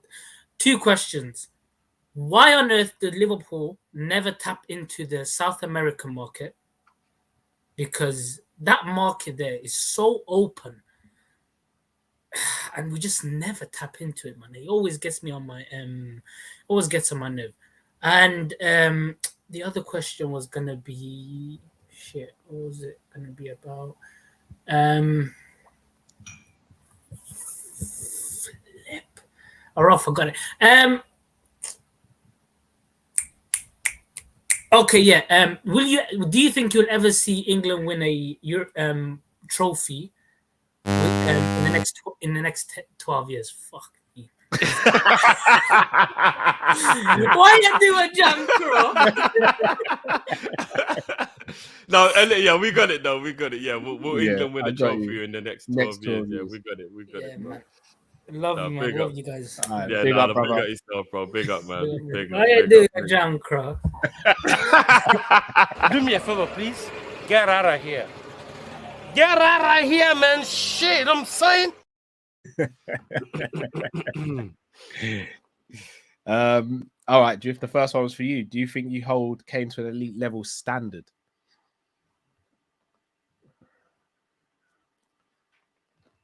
Be honest, brother. It's only us here. No one's listening. No, I don't think I do, if I'm being completely honest. But, and again, this is going to sound like I'm just... There's exceptions to the rules sometimes. Yeah, and it's going to sound like the Tottenham Shady show. But, like, I give him that blind because he plays for a team that competes above the level they should be and are not expected to do anything. I think if Kane played for Man United or Juventus or Real Madrid or a club like that, I would probably be a lot more harsher on him. But like, I kind of have to give him a blind because he is an underdog in every final he plays in. And he's the majority of the time when he plays in a big game, he's also the underdog. Like, let's keep it real. When it's Tottenham, Liverpool, Tottenham, Chelsea, Tottenham, Arsenal, Tottenham, Man U, majority of the time, Tottenham are the underdog. Yeah, there's exceptions along the way, but the majority of the time, they're the underdog. And therefore, I think that's why I give him an exception. Maybe it's unfair. Maybe I shouldn't. Maybe I am being a bit biased because I love Harry Kane, but I do. Yeah, I probably don't hold him to the same standard. Maybe I hold other people.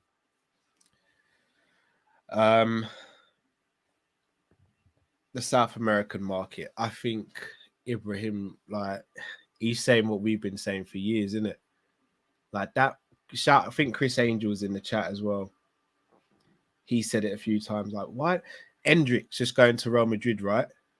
And don't get me wrong, for a lot of South American players, the dream is Real Madrid or Barcelona. But when you've had players like Fabinho, Alisson, Firmino, Luis Diaz now, we can now start to claim to be a destination for South American players. Why haven't we tapped in? Why have we never really tapped into that market?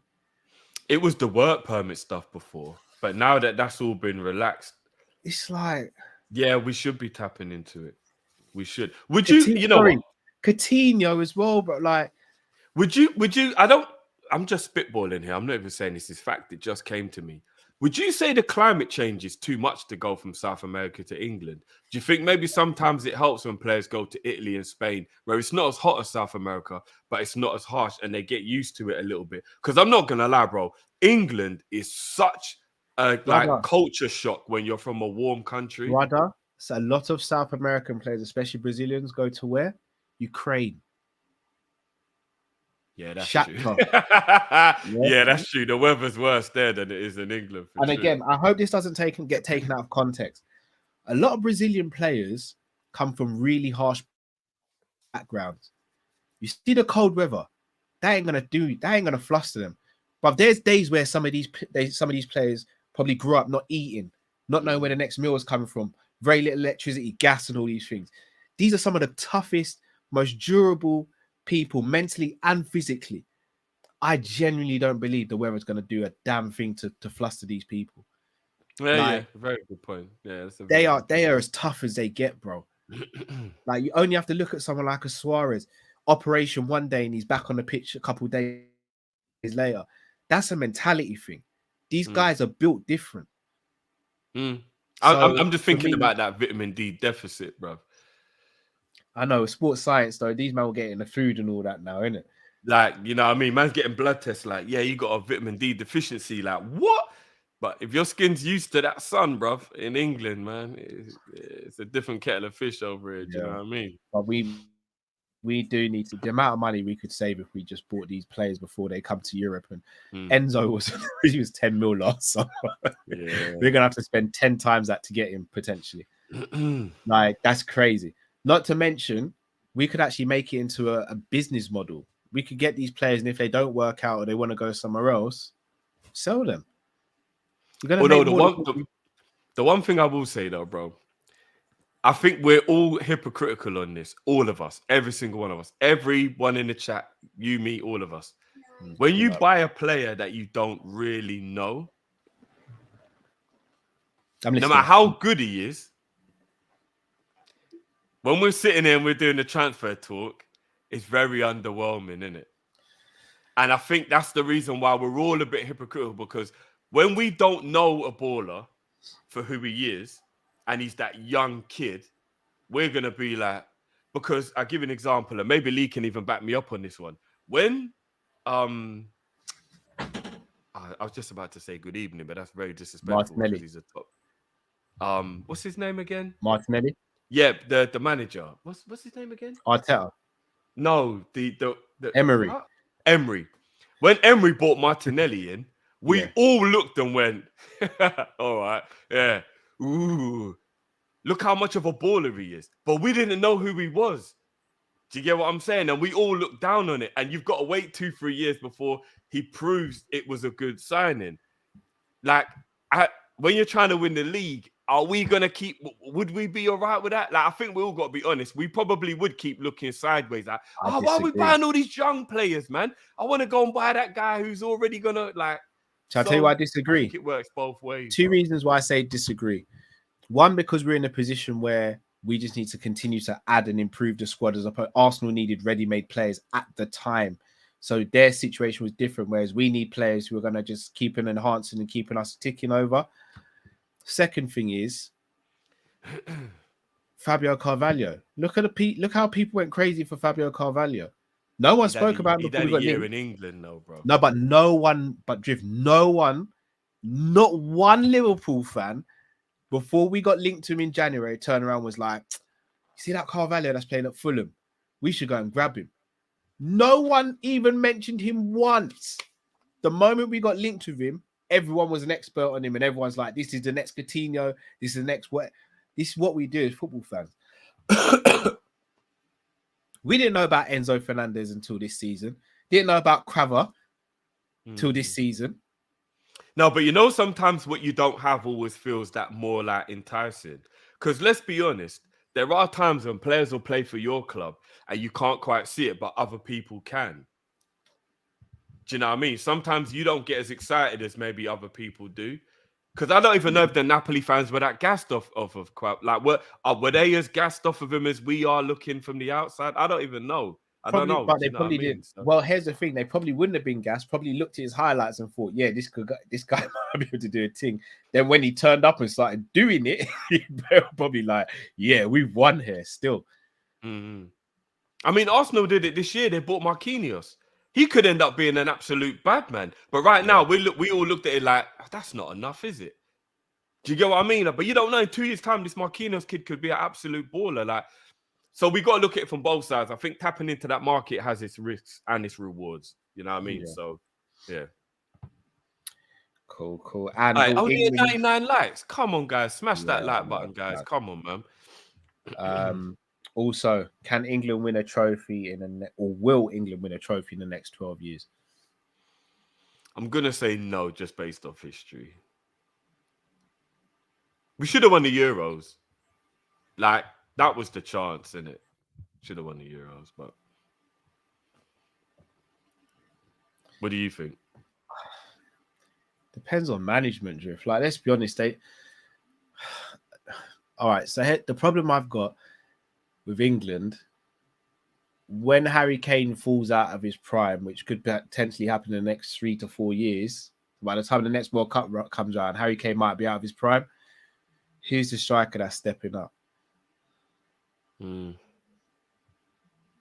Midfield, I think midfield will be fine. I think the rest of the attack will be fine. I think Callum Wilson's got the ability to, but he's never, he's too injury prone. He's a really sad story, though. He's such a good player, man. He is, yeah, he's such a good player, bro. He's got a brilliant name as well. So yeah, he's just too injury prone, man. He's just way too injury prone. He doesn't actually look like a Callum. I don't know if that's because Bro. you're the definition of Callum, but hold on. What does a Callum look like, bro? You, innit? You just don't, you know, you can look at someone, it's just like, yeah, he's got to look like you to be a Callum, but yeah. Bro, I'm not even more known than Callum Wilson, bro. Like, he doesn't look like you don't. They'll probably say to me, "You don't look like a Callum to me." Bro. If somebody said to me, "What does he look like?" I'll be like, "He looks like a David," or "He doesn't look like a Callum," you know. You know, or Joshua or something. I'm like, yeah, he looks like a Joshua or a David. He doesn't look like a Callum, but yeah. Right, let's get the next caller in. Glasgow Red TV, aka John. You there, bro? Big up, guys. Big up. What's going on, bro? Same season, John. Same season. Same season, better shirt. I can't do the Reebok thing. I'll let you lot choose because I can't. Shall I be honest, John? Me being completely honest, the reason I can't choose because the kit I'm wearing and the kit you're wearing are the first two official Liverpool kits I ever got. I'll tell you what. I'll tell you what. I'll give you this week because you're wearing the actual original shirt. Okay, I'll take. Do you know what? Even if it went the other way, I wouldn't even hate because these are two of my favorite shirts. No, I'll give it to us. You're wearing the original, so I can't beat that. I love that shirt though, John, man. I love that. The shirt's quality, mate. Both shirts are fucking top quality. You can't argue with that. Imagine, John, certain man don't really rate Reebok shirts, innit, bro? Like, certain men haven't got a clue to talk about. What are they doing, bro? certain men just they don't have any taste. They don't, bro. Remember, I went through the shirts last week and I realized there's a lot. We didn't mention any names, bro. We didn't mention any names. I wonder who. Names here. I didn't mention a name. No name. I mean, I've got the same shirt that Cal's wearing with Owen on the back. But so what the fuck are you talking about, Liam? I was a kid, innit? I was a baby. I don't even remember how old I was. Like, I just wanted a Liverpool shirt, innit? You know what I mean? But so you get a tap, but you have to tap. But you make no sense sometimes. I'm starting to think you're not. Do you know what? I think Matt hit the nail on the head when he said it's the fit. I don't like how big and baggy they were. Like, you know what I mean? I'm a modern day. Like, you see, even the Jamaica shirt, like, don't get me wrong, I love it. But I still think it's too loose. I like my shirts to be more like hugging. Do you know what I mean? Like, there's too much material going on. Like, you know what I mean? The Reebok ones are made for fat people like myself. Yeah, I'm not gonna lie. It's helping me right now, bro. Like with the belly. I'm a slender guy, so I look like I'm being swallowed in these shirts. Well, I look slim because I'm wearing a fucking baggy t-shirt. Hey, give it to me. Give me. Let me give it. Fuck me, bye ball. I'm a straight fat man. No, I hear that. We got for us tonight, John, brother. Big up, guys. I hope you're both well. Hope the family's all doing well. Same to you. Yeah, no, we're blessed. No, mate, just a couple things I want to talk to you about. The guy behind me, Enzo. What's his name, Cal? Enzo. Right. What's the other guy's name? Bellingham. Jude Bellingham. Bellingham, yeah. Who said this first? You did. Just saying. All these journals out here that are talking fucking bullshit, running about getting paid fucking thousands of pounds for writing stories, and I've been calling for fucking months on end. Yeah. Just saying. And I also heard today that apparently the takeover is literally the takeover for the club is imminent. Ooh. Okay. Apparently there has been movement behind the scenes. The Rattlers have started to leave the club in preparation for the new owners coming in. Okay, look.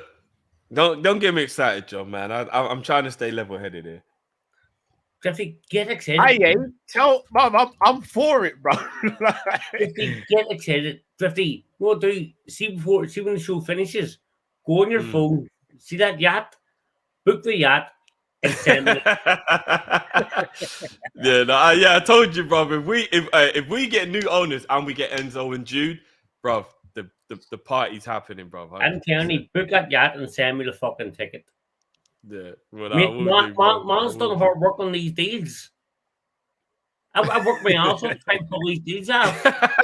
Yeah. No, you were the first one I'll give a ticket to, bro. Don't worry. I'm telling you, we Bellingham, Enzo Fernandez, Amrabat, and the Saudis.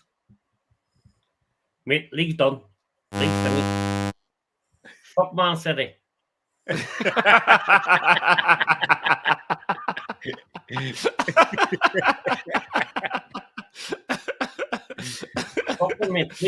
have that blank checkbook. We have the blank checkbook.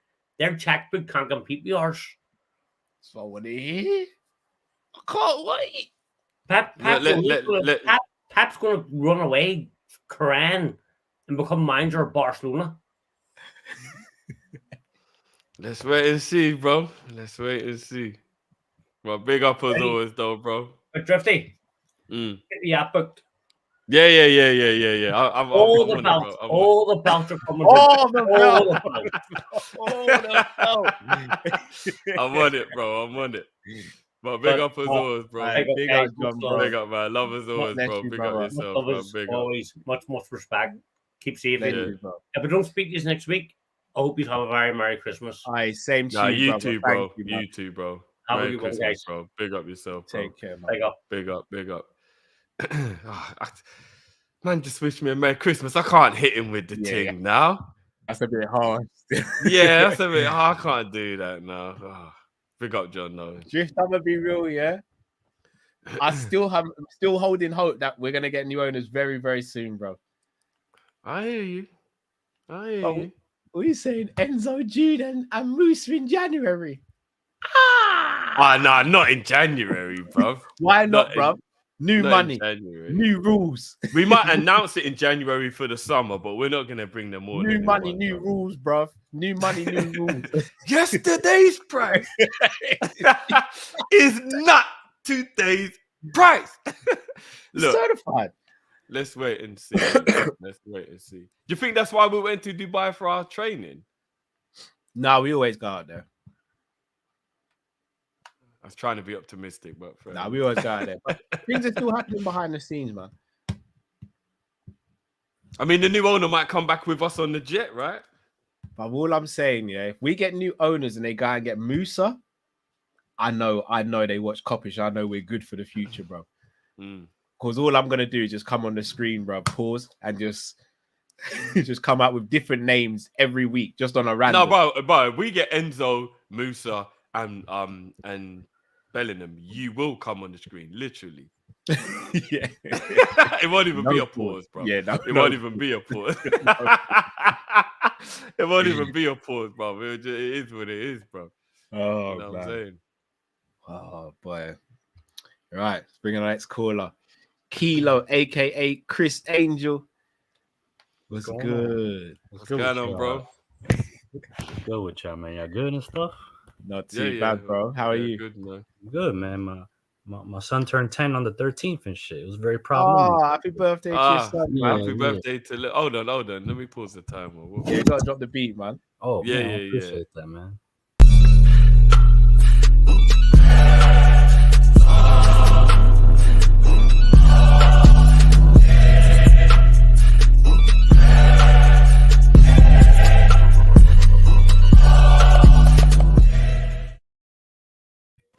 If we get Enzo, Jude, Musa, man's dumping his girl, you know. Now, bro, you don't have to go that far, bro. Jeez, what did she do to deserve it, bro? She just celebrate with her, bro. Oh, you guys heard? Who was it? Countdown Army talking about the South American market and shit. Like, Brian already has McAllister replacement and shit. Did they? Yeah, he's from Facundo from Rosario for 3 million, an attacking midfielder, 17-year-old. Hold on, where's McAllister going? Apparently, they're preparing for him to leave. So I mean, it's obvious they're not going to be able to hold on to him. Yeah, but they bought a 17-year-old from Argentina, attacking midfielder. I mentioned his name a couple of weeks ago on the chat. I didn't think he was going to move so fast, but he's talented though. Raw. Right, Brighton, I'm not going to lie. Brighton moved different in the transfer market, man. Yeah, but I wanted to ask you guys something because I know like the last time you guys were on live and stuff, y'all were going, both of y'all, well, you, the chat, everyone was going at it in regards to like, I know Drifty was saying that the injury for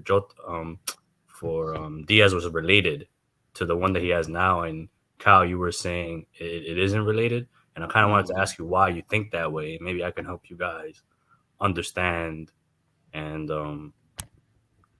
have the community not be so negative and stuff, because it was like a war in the chat and stuff. I don't know if you ever watched it. It was good. It was a 50-50 war. Yeah, still, people were taking sides and stuff like that. So I just wanted to, I was trying to be neutral and shit. I was trying to tell you, medically speaking, you know what I mean? Because like we gotta understand that you can't be negative. Well, we could be negative, but we can't be too negative because we're getting to the point of like accusing people of malpractice and stuff like that. You know what I mean? You gotta like protect yourselves and shit, because like I know people till this day they get sued for less. You know what I mean? So yeah. So I wanted to ask you, Drifty, why do you think you believe the two injuries are related and stuff? And Cal, why do you think it isn't? But I wanted to tell you something that might actually trigger Drifty to go into like rage mode and stuff like that. So I'm gonna talk about the anatomy of the knee and stuff, if that's okay with y'all. Go for it. Yeah. Go for it. So I wanted to ask you the time away, drop some knowledge, because this is stuff we all need to hear. Go to you, bro. All right. So I wanted to ask you a quick fire question. There's no right. Well, there is a right answer, but since you guys don't know about it, it's okay. How many ligaments are in the knee? And if you both know, it's okay if you don't know. I'll probably say 5 or 6. Okay. I'm saying 3. No, okay. No, a lot of people typically say 3, right, Cal? 4. But there's 4 actually. Yeah, and there's one ligament that people ignore. PCL. There you go. PCL and stuff. Look at you and shit, reading and shit. Bro, I've been there. I've been there on the ground screaming, asking for help. Now you're not in there. When your wife sends you to sleep in the couch, you be reading and shit. Don't lie. Nah, he was on the floor and the man were like, all right, bro, if you want the free kick, man, get up now, bro. All right, so we described there's 2 major ligaments in your knee, right? It's called the collateral ligaments and then the cruciate ligaments, right? But the 4 ligaments that you mentioned are paired up and do different functions, like 2 different functions, but they work in pairs, right? So now this is probably gonna get Drifty a little bit hyped and shit or whatever, but the two that work in pairs, right, is the MCL and the LCL, right? And their function, smugness. And right. So, but remember, they would do the same function. They support one another, but they're in different parts of the knee. And this is when I kind of said that, hey, they're 2 different parts of the knee when I was trying to explain it, but it was just too much. It was too hectic that day and shit. It was war and shit, bro. It was like the Hunger Games and shit in the chat, bro. It was crazy. Right. So the LCL, like I explained last time, is on the side of the knee, and the MCL is the inner side of the knee. Right. And their function is to prevent the knee from moving from side to side. Now you can conclude and decipher how you want to and say they're related or not. But that's something I think you should know, Drifty and Kyle, because I like the explanation you did last time, Drifty, in regards to like you had an injury, and if you put I don't remember exactly what you said, but like if you put too much weight on one side, eventually the one side's gonna get affected. Yeah. I tore my right groin. I think that's all I overcompensated. Yeah. That's all common sense and stuff like that. But medically, like because I've seen a lot in my field. This is why like companies like cane companies and crutches companies make so much money, because obviously if you put too much weight on one side, you know what I mean? Like it's all a business at the end of the day. It's sad to say, but we like to charge people for money, medically, insurances and stuff. But that's stuff that I'll get arrested for talking about. And stuff, so forget that and stuff. But yeah, that's kind of all I wanted to like bring up and say and stuff. Oh, also, let's do this bar challenge. You ready and stuff? Do you know what? Because Matt ain't here, no, don't give me that shit. Don't give me that shit. You put me on classic, I've been waiting for 3 weeks and shit. Don't put me that shit, bro. You know what? We'll do it. Then we'll do it. Let me actually just go and get the exact word for word because I know what my quote is. Yeah. I just No worries. Remember the rules. You can't use no music. You could use music, but no rap and hip hop and shit. It can be from like video games. It can be from movies and stuff. It doesn't matter and stuff. And we'll see who slaps harder and stuff. But next week, I'm gonna pick the genre for next week and stuff. Okay. So next week we're gonna do kids movies. So any bar or quote from a kid movie that slaps next week, you gotta say in and shit. I'm in. I'm just trying to make sure I get the exact quote because I remember. I'm literally getting my quote. Who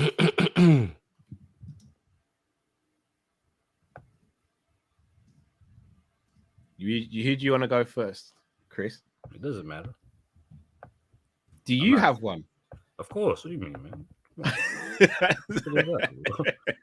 Come on, man. What do you want? You tell me what genre, bro. I got you, bro. You want a movie? You want a kids movie? You want a song lyrics? I can even put it in Spanish for you. What you want? Okay. But I got a video game one. The video game one, I wouldn't know where to start because I don't. I'm gonna say one. Like you can pick any genre, but I'm gonna say one from a video game and stuff.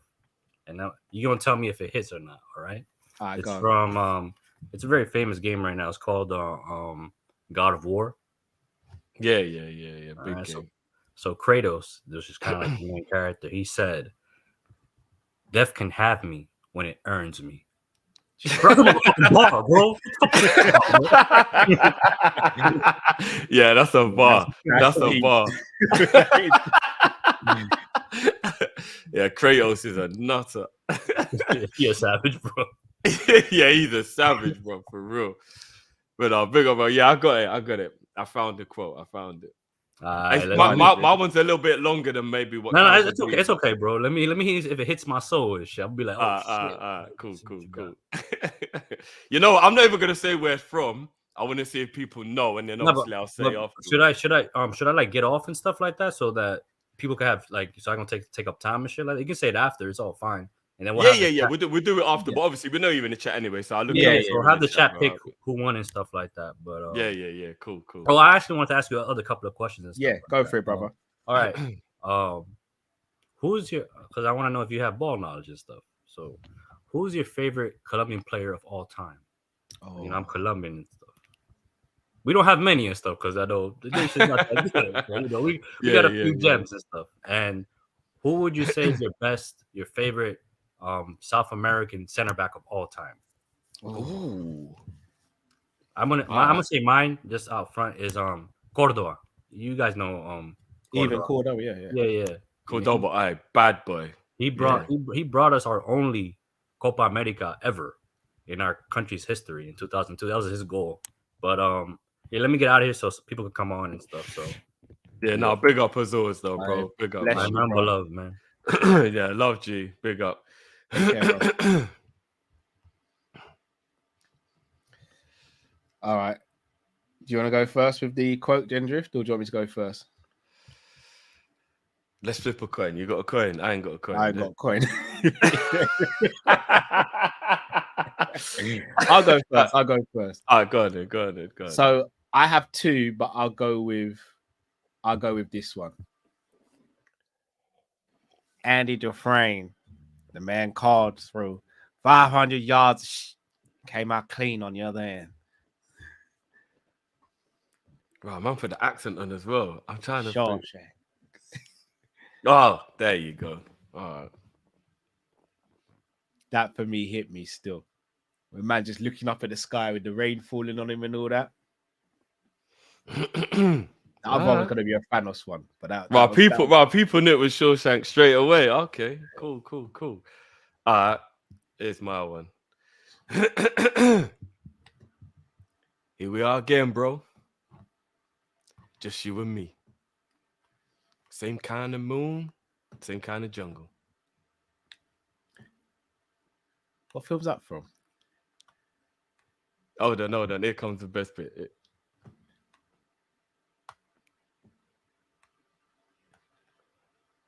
Not a scratch. Not a fucking scratch. But you see the guy who got you? He's going to come back. And when he does, I'm going to cut your name into him. I'm going to cut your name into him. Hey, boom. People let me know if you know what film's that? About. Is it Predator? Yeah. It's Mac. That's your favorite film of all time, isn't it? Yeah. We'll let the people decide. Cut your name into him. Hey, big. Let me know, people. Film. Let me know. My favorite people are quick off the mark though. Bigger to everyone how quick still. they knew it as well. People still, know I'm the not thing. even gonna lie. My favorite Colombian player of all time is Radamel Falcao. Oh, that's a good one. You know? He's arguably outside of Liverpool strikers in my top 5 strikers of all time. I was devastated when he went to Man United. Yeah, because I thought he was going to play well for them. Yeah, not even that. I think when I know he had the ACL injury, but I think Brendan under that time would have utilized him way better than Van Gaal would have, even coming off the injury. Probably.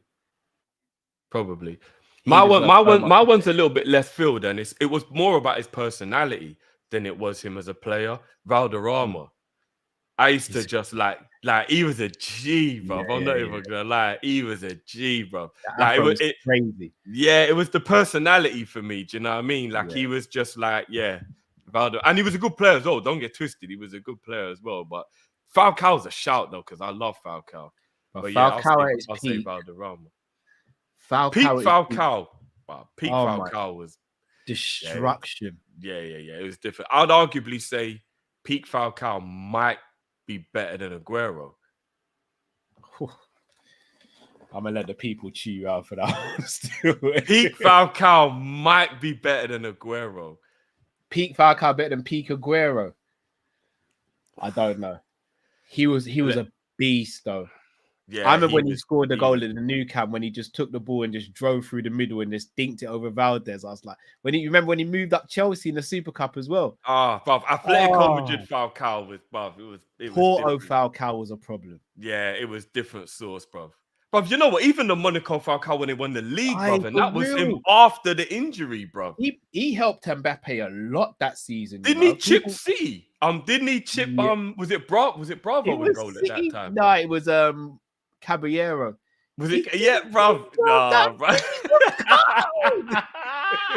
Hey, Radamel something else, man. Nah, Radamel Falcao. Even the name, bro, Radamel Falcao. That's a deep name, Falcao was. And you know what? That Atletico Madrid conveyor belt of strikers was a mazza at one point, bro. They may have the best history of strikers. It was crazy, bro. It was. But think about the strikers that go back. Hasselbank. Man, don't forget they had Hasselbank, you know. Christian Vieri. Torres. Aguero. Falcao. Diego Costa. Bro, it's a mazza, bro. Their conveyor belt of strikers. Yeah, bro. Mad. Their striker conveyor belt was different, bro. I'm not even going to lie. It hit different. It's really crazy. And then, and they even got Suarez. He was in his twilight years, but they still had Suarez as well. Still got him a title, though. Yeah, real talk. Still got him a title. Favorite South American centre-back of all time, Drift? Thiago Silva. Thought you'd go there. Not to pick the same answer, even though it is the same answer. If I was going to go for someone else.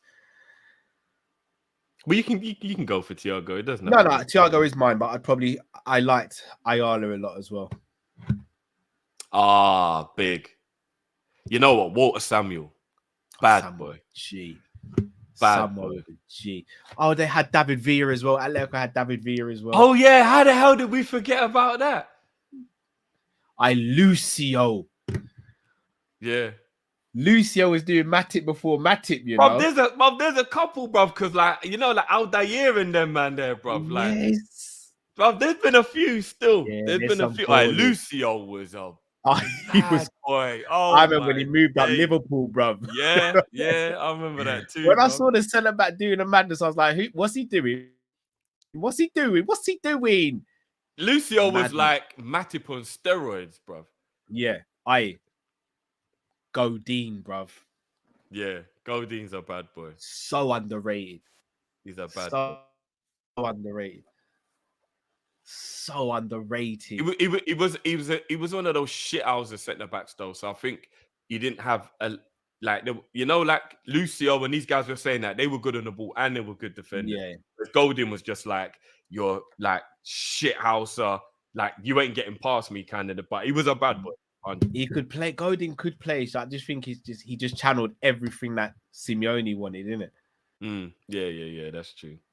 But Godin could play as well, man. Nah, I'm not gonna lie. Godin was a bad man still. He was. But yeah, little trip down memory lane there still. Nah, it was. I enjoyed that. Right, let's get the next caller in. They say this is a big rich town. Yo. Yes, brother. How you doing, man? Oh, excellent, brother. It's Friday. Had a crazy night last night, but yeah, you know how it is. It's good. I don't know how it is. No. Yeah. We don't know how it goes down in truth, but we know how it is. It's all that's what it should be called. Oh man. Yeah, no, bro. Chilling, man. So before my time gets kicked in, I just want to say, so I know for me, 1992, 93 was like really the first year I started like actively watching Liverpool and falling in love with the team and everything else. I don't know what it was for you guys, because I mean, I remember that year the previous year, I think we won the FA Cup that got us the Community Shield. We ended up losing that. And then we got 6th place. And then the following year we got 8th place. Yeah, and it was like, so it wasn't like, it was like a rough road starting off in the beginning. And the 90s were rough. rough. Like, that's why I went, I hear these people talking. I mean, like they know all the good years. It's like after, you know what I mean? Like it's coming into a family when you're like the grandson of like like some shipping magnet or something like that. And you get all the good years and you sitting there eating steak, like, I don't know why everyone's complaining. I'm just like, come on. Now when you talk to your granddad and he's just got issues and you're like, Granddad, what's wrong, man? You forget what he went through. He went through, exactly. What he went through, like that's why he's got issues. That's why he's being like, just eat your food. Eat that food. But yeah, I was gonna ask my mom. This is a question that you can ask or answer later on or whatever. But I was gonna ask you, what was the bigger reassurance of belief? 2020 semifinal against Barcelona, or the 2004 or 2005 Champions League final? And if you can explain why. And I get one's a final, one's a semifinal, but they all led to us winning basically finals. So I would like to hear, like, because I know it's a tough one. Because I was just watching. Which one was more of a defining moment? Did you say? Which one was more of like that? So you know how like you have that reassurance of like you just believe. I know I can be different from some people in the chat, all saying, but I think truly the reason why I always issue that just believe, just back our team, you never walk alone like mentality, is because I watched our team be down 3-0 in a final. And have Gerrard say, have basically, because this is what Cisse, who was basically the Balotelli before Balotelli, in my opinion. Yeah. But like he said that Gerrard said one of the motivational speeches it was short too, but motivational speeches to come back from 3-0 and pull out one of the most heroic comebacks I've ever seen in my life. And then to see that 2020 semifinal, when I don't think anyone had us coming into that game even having a remote chance. I did. Okay. And that's why, that's the difference. That's, you have that you never walk alone mentality. And that's that reassurance. Yeah. Dog in me. Exactly. And that's what I'm saying. That 2004-2005 Champions League final, that really just made me just like truly believe in this team. Like, I have no doubt that no matter how down, no matter where we are, there's always a chance with this team, with this club, I should say. You know, and that's what I wanted to hear, like, as in your opinions on that and such. Because, like, and also it even goes into my next point, which was basically, look, top tier players, okay, like the truly players, attack rehab because they want to not only come back, okay, I'll make it quick, but because haters will always throw shade saying how they aren't the same. And because I broke my kneecap when I was, you know, and insurance covered me for this or that, blah, blah, blah, blah, blah. But, like, you know, they're hitting PT 5 times a week for sometimes 4 to 5 hours a week, have individual attention. And that's one of those reasons why I'm saying I believe Lucho will come back harder than ever and make a significant difference. You know, like, as in, these players are just so far above the direction and attention that we put to our own bodies. They're and that's all pretty much I wanted to say about that. So that's the whole real belief. And real quick, did you bet on France to win because of your betting philosophy? Or I just wanted to know, because no, 100%. I want Messi. I want Messi to win, so I bet on France. Okay. I just good. I'm not trying to get a clip on me. So no. Let me ask you, because I wasn't there last week. How did the parlay go? Did it? Oh, dang! Oh, no! Dog, if the parlay went well, dog, I would have been in London with y'all. No, it didn't. It went bad. Yeah, you know, that next day, yeah, my team, the teams I bet on didn't hit, but it's all good. It's all good. Did you get anything from it though? You got something? You're up, right? No, I ain't getting anything. But I'm not sweating it. That's how bets go, you know. I mean, like, you don't bet money that you can't lose. So I mean, it'd be a different story if I was like, I'm gonna be out of house next week, you know. They take away my Yeah, no, that would be a mad issues. That's issues.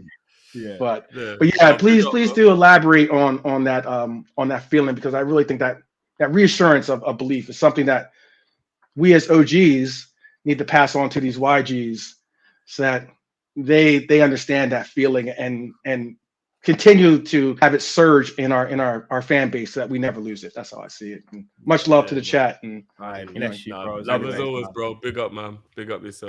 Big ups. Take care. Big up. Now, what's mad, Cal? Yeah, I'm gonna come at this from 2 different angles, and this isn't me just being drifty. I'm gonna try and be as logical as I can. So, in terms of the belief, which is what 12 Man's asked us, I believe the Barcelona game gave me the most belief, but I believe the 05 game is a bigger moment. And I know he didn't ask that question, but I just want to caveat it so that, because in 2000, because I saw a lot of people saying 05 in the chat, but for me, I didn't believe that team could go on and do anything else. I lived in that moment, and I was just over the moon in that moment. And yeah, I thought, Raffle's here, Raffle's the man. We could possibly go on to do anything, to go on to do things, but I still looked at the team and knew that there were a lot of holes in the team that needed massive improvement. Yeah. When I looked at the 2019 team that won the Champions League, that semi-final for me was the point where I realized we've got too many world-class players in this team for this team to not keep going and possibly achieve more from this moment. And I remember we all sat in the room in that moment after that, and we all said we thought we'd win the Champions League again. Thankfully, we went and won the Premier League, which was even better. But we believed that there was another Champions League. We knew there was another big trophy that should be following because of how good that team was. So I think the belief was from 2019. When we beat Barcelona, I thought we couldn't do anything. this team could do anything. If you can beat a Messi Barcelona who are 3-0 up, you can kind of do anything. And we actually proved it, because within the next 18 months, we won every trophy available across, So I know like that wasn't quite what you asked, but 2005 is a bigger moment. 100% it's a bigger moment. Drift, that was fantastically put, by the way. So the two moments, it's so hard to differentiate between the two, because I was in my early teens, I think, when we won the Champions League. And I'm gonna be real, bro. Like, the reason why I can tell this story is because I tell you who I was in the room with. I was watching the game with my brother and two of my brother's friends, Chris and Ernest. And they're my brother's age. And Chris is an Arsenal fan, but he's not a typical Arsenal fan. Chris is very measured. He obviously loves Arsenal, but he's very measured. And because he was in the room with us, he was rooting for us, innit? See, when it went to 3-0 at halftime, because remember, they scored right on the edge of halftime as well to make it 3-0. But I went upstairs. I come back down with all my Liverpool memorabilia, laid out on the floor, and I was like, we are not losing this game. And I just remember my brother looked at me as if to say, "Oh, you're in denial, bless you." And I was just like, I don't know what it is, but we're not losing this game. We're still going to win this Champions League. And they all looked at me and you know that look you give to a kid who's just like, all right, if you say so. Like when Stevie says to me, I'm Spider-Man, I'm like, okay, Stevie, you're Spider-Man. Like, I get it. But it's so weird. Like, something in me was just like, it's meant to be, we're winning this. So that belief, that's when I think the belief was born. But like you, Drift, yeah. And again, I can tell this story because I was in the barbers. Vinny was cutting my hair, and he's a Liverpool fan as well. And he was cutting my hair, and he's like, it's a shame, man, but Champions League's done, innit? And I was like, Vinny, I don't think it is. I still think we're going to come back and win it. And he stopped cutting my hair and was like, Callum, stop, man. Like, he just like, stop. And Richard, the other bar, was a Man United fan. He just started laughing. He's like, typical Callum, just chatting foolishness about Liverpool. And I was like, I just kept on saying, I was like, and so I'll tell you what it was. Because at the new camp, we didn't get played off the park. We were the better team. Yeah. Only God knows how we lost that game 3-0. That's what I'm saying. I was like, in that game, we created so many chances. It was just like, no, but we're going back to Anfield. We're going to create the same amount of chances. And then when we lost Firmino and Salah, everyone was like, no, it's completely done. But that gave me more belief, because it was like, nah, Barca have been preparing for Firmino and Salah. They don't know what they're going to do when Origi plays. I'm not saying Origi's better than Firmino, but you don't know Origi. They don't know Origi. How are you going to prepare for him? And he was the one that changed the game. And it was just, when that fourth goal went in, that's not when the belief hit, because there was still like 12, 13 minutes left of the game. If I'm not mistaken. There was about 20, bruv. There was a long way to go, bruv. I remember that was the longest end of a game in my whole life, bruv. I remember. When we hung on, that's when I was like, yeah, the belief system's different.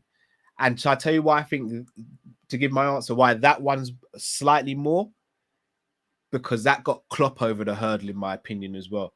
Because up until then, it was Klopp can't win the big one. Klopp bottles the big occasions. Klopp loses finals and semi-finals. And I think he'd lost 5 in a row at that point or something. Yeah.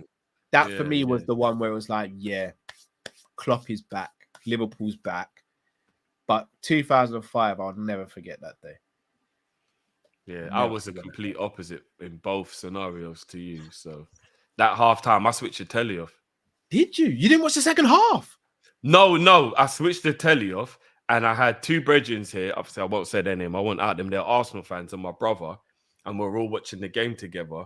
And at halftime, I switched the TV off, and they were like, "No, come on, man, we got to watch the second half." But I know inside they were laughing.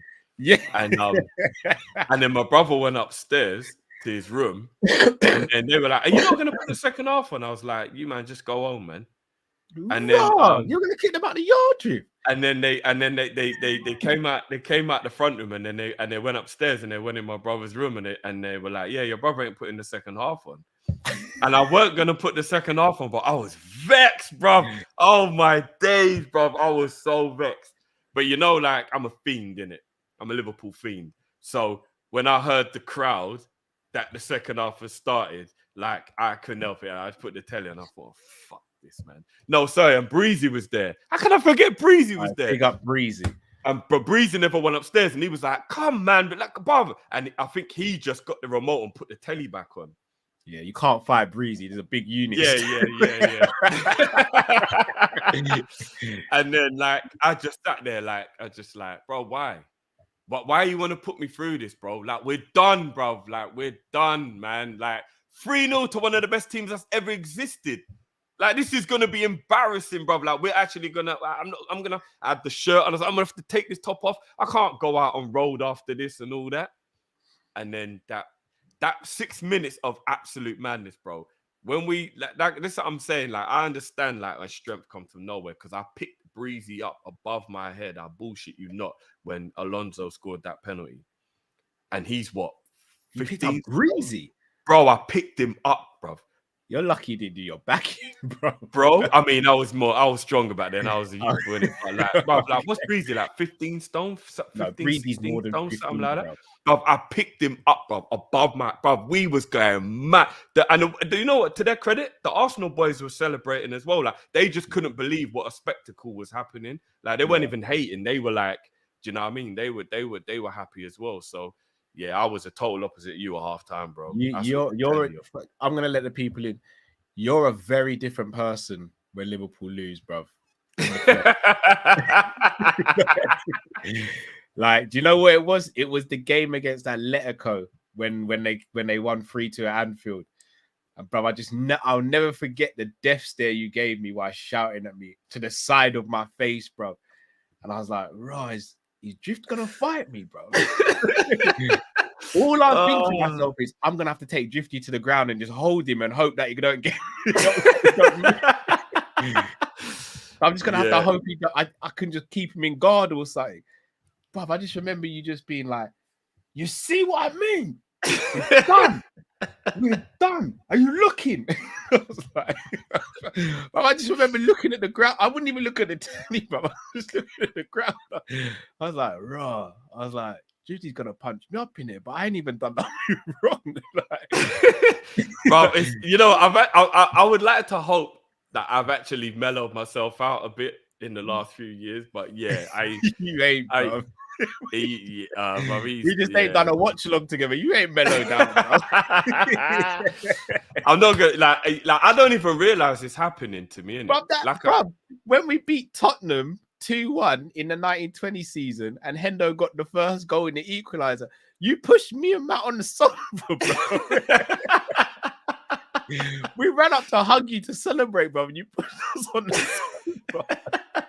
Yeah, because you lot was grilling Hendo in that game, man. I remember. You lot was grilling my captain, man. But we went to celebrate with you. Oh my guys, get off me. You lot been talking hella trash about Hendo. I was like, if we were celebrating. What a volley as well. What a volley. It is weird. It is weird. Like I will always say, God rest her soul. My nana, obviously, she's passed away now. It was her 90th birthday. And I could not celebrate because that was the Chelsea 2013-14. And there was people around the house, and then people started to get a little bit shady, and family members are saying stuff. I was like, look, I've got respect for my elders. I'm going to dismiss myself because I'm about to say something to someone who's older than me that I shouldn't say. Like, it's just one of them things, you know what I mean? So, no, it is. Even if I talk to the missus, she will have no idea what the result was, and she will say, Liverpool lost, innit? Oh, yeah. And I'll be like, what are you talking about? She'll be like, I can tell by the way you're talking to me. Like, all right, cool, innit? Like, I'll speak to you later. Like, she just knows, obviously, if I'm in the same house, she knows because might be a hole in the wall or something. But, like, she just, so, yeah. I think I've calmed down a lot. Well, this comment, I don't know, bro. Remember last season? Yeah, I think I've calmed down a lot. Yeah, you ain't calmed down. You're lying, bro. No. Honestly, I think I have. It's so mad, yeah. So I know this is a tangent, but I never forget. It was it might have been the first year of our relationship, me and the missus, and it was the Arsenal Liverpool 4-2 Champions League quarterfinal. Ah, what a game! When Adebayor scored, I punched a hole in the door, bruv. And I remember I came back in the room and she was like, "So is this what my life's gonna be?" And she just like, she was serious, bruv. She wasn't even joking. She was like, "Is this what my life's gonna be?" Like, because she was like, I turned into a hooligan. So like, she's right. I've calmed down a lot since then, bruv. I've calmed down a lot since then, bruv. Like I have. I've calmed down a lot. To keep the tangent going real quick, you know my brethren Sherman, the MMA Muay Thai heavyweight fighter. Yeah. He's Arsenal fan. Yeah. I would never let him even push me. Never mind kick me. Yeah. Yes. He's an Arsenal fan. Me and him watched that game together, that 4-2. Yeah, but we were young. But he's always been big and strong in it. Like, so imagine, yeah. You see when they scored the second goal, the Adebayor, he's goal, like shouting. He's like, "What are we saying?" And then obviously we got the penalty back in to make it 2-2. So then I've jumped up again. But you see we made it 3-2. Sorry, Gerard made it 3-2. Jumped up again. I'm like, "What are we saying, bro?" And I'm telling you, I got so in his face, bro. He just grabbed me like this. He's like, bro, never have I turned into a wuss so quick. I was just like, bro, I'm sorry. Bro, I turned so quickly, brother. I'm sorry. Bro. I was in my own house, brother, and I was just, I'm sorry. So I went over the top. I'm sorry.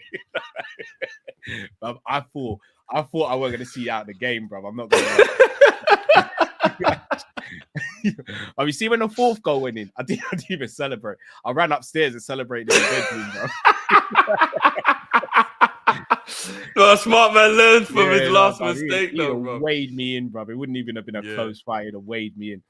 That's what was so fucked about that game, bro. Because when I came back in the room and I was getting a telling off, and I had to accept the telling off, I was watching the game at her house. So I punched a hole in her door. So I had to accept the telling off that I was getting. And then when she's telling me off, we scored, bro. No, we got the penalty. So I'm trying to like be respectful of the fact I've just vandalized your yard, but also trying to watch the telly because we got a penalty. And the joy, the elation, the fact, bro, that game's on the most emotional roller coaster I think I've ever been on. That game was nuts, bro. That game was crazy, bro. But yeah, so that was like a 10-minute tangent. No, but it was. The rehab stuff from Liverpool 12th man as well, from Ghost, what he was saying. He's got a point, you know. We sometimes, because we come from an era where injury, like for Michael, for example, his injury did him in it. Ronaldo's, his injuries did him in. Like we've seen so many players not come back the same. We kind of have PTSD when it comes to injuries. But if you kind of look at it, Ox, for example, is a good example. Hasn't really lost any pace. Gomez has lost no pace considering all the injuries he's had. All these players have come back, and I wouldn't say even Virgil. I don't think Virgil's lost pace. No. Confidence, but not pace. Yeah, so it's like, do we think too much into it? Do we automatically think the worst when rehab's kind of showing and science is kind of showing that 9 times out of 10 players actually come back the same, or dare I say even better? Possibly. I tell you what was a beautiful example of modern medicine was Memphis Depay. Sorry, it's so true. Yeah. I was fully remorseful. I knew I did wrong. I knew I did wrong. And like, you know, when the adrenaline's pumping, I didn't even realize that my hand was bleeding and hurting me until like maybe after the game was even finished. And then like there was like blood on my top or my bottoms or something. And I looked, I was like, oh my God, and my knuckles all mashed up. I didn't even realize I'd mashed up my hand. Because obviously it's a door. Do you know what I mean? Like, I don't even know what made me hit it, bruv. Honestly, I don't even know what made. That is how angry I was. I would never normally punch a door. That's wood, bro. Like skin and wood. Like I know I'm gonna lose that battle, really. Yeah, you are definitely. But like, I was just so angry, bruv. I was so angry. It was like Walcott did that run and Adebayor scored. I was like, nah, we're gonna go out to Arsenal. Nah, this cannot be happening, bruv. It was, it was a lot of emotions that day. But no, I hear it. I do think the rehab thing. I reckon Remember Diaz the will pie, come bro? back. Do you remember what the pie came back from that ACL when he was Yeah. he literally was like he hadn't exactly. even been injured. He came back quick as well, by the way. I think it was 4 months it took, bro, for him to come back. And he was back like he'd never even been injured. That is a perfect example that modern medicine can actually be amazing. Not even from a different sport. Bloody George St. Pierre, bro, did his knee. So did Connor. Connor did his ACL. Look what Connor achieved after he did his ACL. Look at flipping, what you call it? Ferguson, bruv. Ferguson was back about 3 months before he was even supposed to be back. And what did he do? He did his LCL as well. Yeah. No, but didn't he do his meniscus as well? No, just his LCL. Okay. But yeah, I remember he was back. To be fair, his was torn off the bone apparently, so his one was bad. Yeah, and that was mad. And then he come back and beat Pettis convincingly. Beat up Pettis. Oh my days. Yeah, bro. That was brutal. Yeah. Right, let's get the next caller in. Suarez. Sup, guys? How you doing, bro? What's up, you bro? I'm alright, thanks. This is my first time being here. Big up, bro. Big up, man. Debut. And I'm calling from Denmark. Oh, nice. Brilliant. So I'm going to come up with a really controversial opinion, which I don't know if many people are going to like in the comments, but go for it, bro. Suarez is he's a very controversial player, but Suarez is my favorite player of all time. And okay. I'm a Liverpool fan myself, and I was really sad when he left, but like I love Suarez.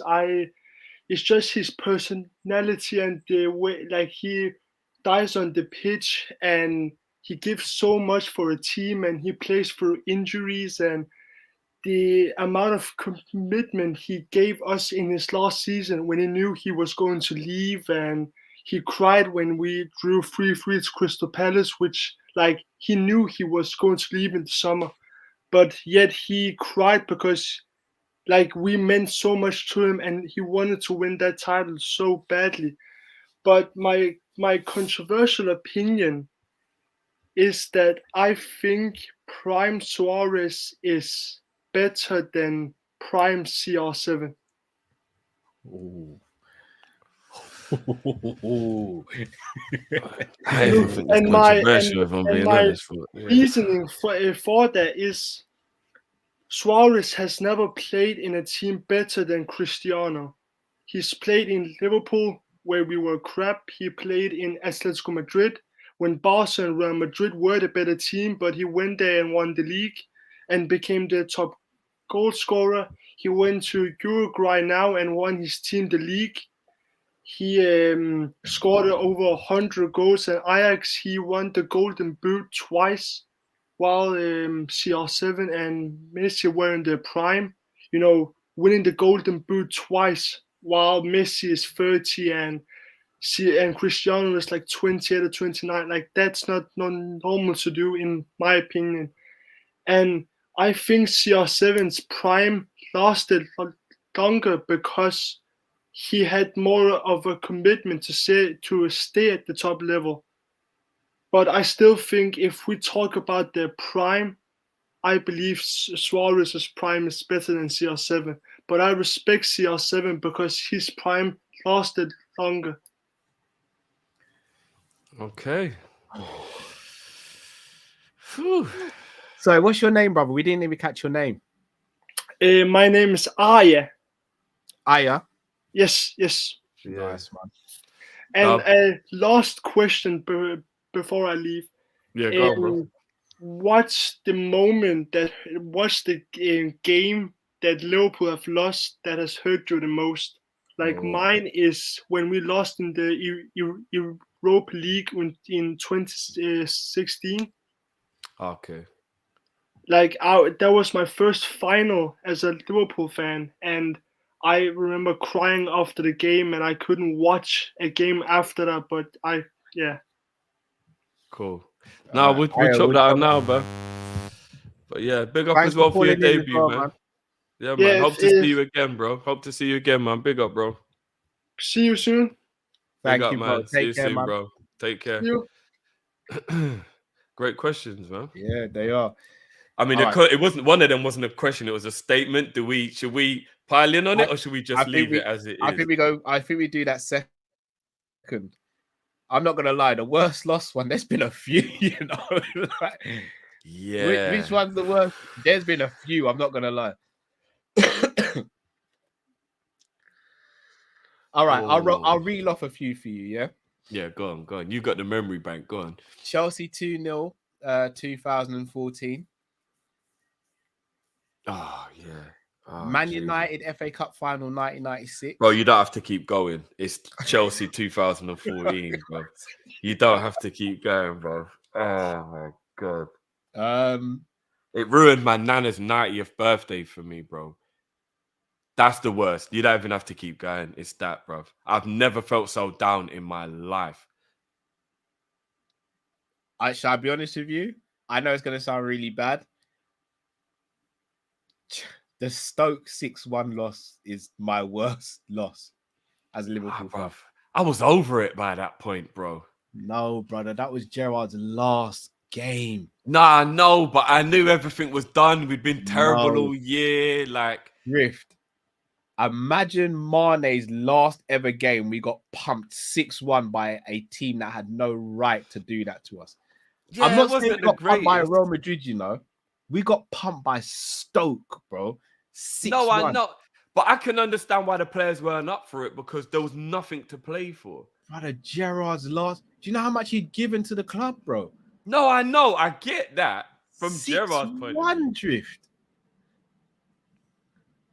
Drift 6-1. No, it was horrible. It was horrible. But you've got to look at the meaning behind it. Do you know what? All of these are horrible defeats. But Cal, you started with the best, and now they're all going down after that. Chelsea 2-0 2014, bro. I don't think you're going to be able to tell me any game that's going to make me think that isn't the worst defeat ever. But that defeat ruined my nana's 90th birthday, bruv. It is the worst. I'll be honest, it was bad. Feeling. I had to go for a walk. I had to go for a long walk by myself after that game. I just sat in the corner and had all the elders saying, it's just a game. All right, cool. All right, it's just a game. My dad, people coming up, I was like, people, if I disrespect, I'm gonna get weighed in. If I disrespect these people, like I'm gonna get weighed in. Yeah. I was like, they're telling me it's just a game. Bro, I remember the missus saying something to me, and I was just like, I'm gonna go for a walk. But I don't even know where I walked to, bro. Yeah, I've been there, bro. I was cold. I didn't. But you deserve to be cold. That's how you feel, innit? Like I want the pain, like because it's better than the pain I'm feeling of that defeat, bro. I didn't even put headphones in, bro. I just walked, bro, just listening to traffic, like thinking about what could have been, bro. Nah, bro, I'm telling you that I don't. You know what? I don't think there's anybody that would probably in the last 20 years that will say there's a worse defeat than that. I think that's the worst defeat in the last 20 years of Liverpool's history. All I wanted to see in my life was Gerrard to lift that Premier League, you know. Bruv, I know. And it was because they didn't deserve the victory because Gerrard was accidentally involved. And, bro, that's the worst defeat. For me, that's the worst defeat. That's the worst defeat. I don't think I've ever felt like that. And I don't think I ever will. Do you know I'd possibly swap one of our Champions League wins for Gerrard to lift a trophy? Yes. Oh, but then it would mean you'd have to swap the 19 one because I wouldn't take Gerrard's Champions League trophy away. So that would mean that we'd have to take away Klopp's Champions League. I know, but I reckon Klopp will win another Champions League before he ties it all up. You take away Klopp's Champions League to give it to Gerrard, would you really? Well, think Gerrard deserved that Premier League, bro. We might not win the Premier if we don't win the Champions League, though, Cal. It's a butterfly effect. Maybe. I don't know, man. I just think Gerrard deserved it, man. If any player in our history deserved that league, it was him. He did. What about this? We win the UEFA or the Europa the year prior or whenever it was. Yeah. but we don't win the Champions League, and then Gerrard gets the Champions League. So Klopp would have won the smaller European trophy and the Premier League. Would you do that to give Gerrard the Premier League? Yeah, because I think Klopp's going to win another Champions League before it's said and done at Liverpool. Fair enough. When this new investment comes, bro, we probably win the Champions League every season. We might do a Real Madrid, brother, just hold it on to it until we want to let go of it, bro. Do you know what? That Europa League defeat hurt me as well, though. I'm not going to lie. That was bad. The Sevilla, that hurt me, bro. Bloody hell. But all we needed against Chelsea was a draw. You lot are making me relive my trauma. Oh, my God. No, I think we actually had to beat Chelsea. No, we just had to draw, bro. We actually just had to draw. Goal difference. No, it was the goal difference. Cal, goal difference was if we finished on the same points, and that would have been if we'd have beat Crystal Palace. Remember, if we beat Crystal Palace, it would have been goal difference. 1 point against Chelsea would have won us the league, bro. All we needed was a draw. Swear down, bro.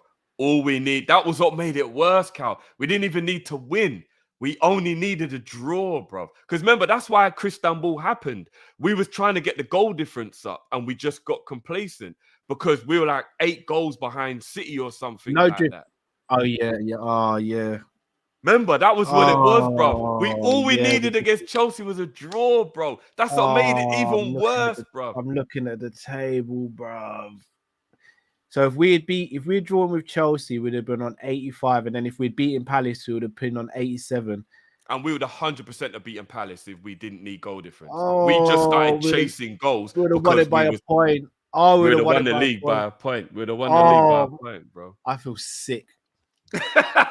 I'm telling you, bro. That Chelsea defeat is the worst defeat in our history. I actually feel sick. Like, that's brought back all the memories now. I feel physically sick, bro. I'm telling you, bro. I'm reliving the trauma, bro.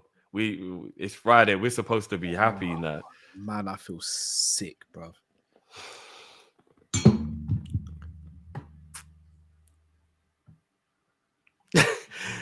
Raw boy, the mood is just dry.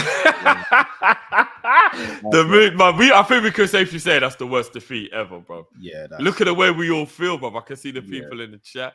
Yeah, that's the one. Egyptian King said, "I feel adopted after hearing that." I genuinely feel sick. Oh, man. I had that sick feeling where like my appetite's gone. Everything, you, bro. I'm telling you, it's mad, bro. You know what? I see a lot of people saying Rodgers' ego cost us. I don't think it did. I think the game plan was working. I just think that one mistake, without that mistake, we win that game or we get a draw. I disagree. I do think Rodgers' ego cost us, but I understand why he did it, because at that time we were that team that would blitz teams early and then just calm it down.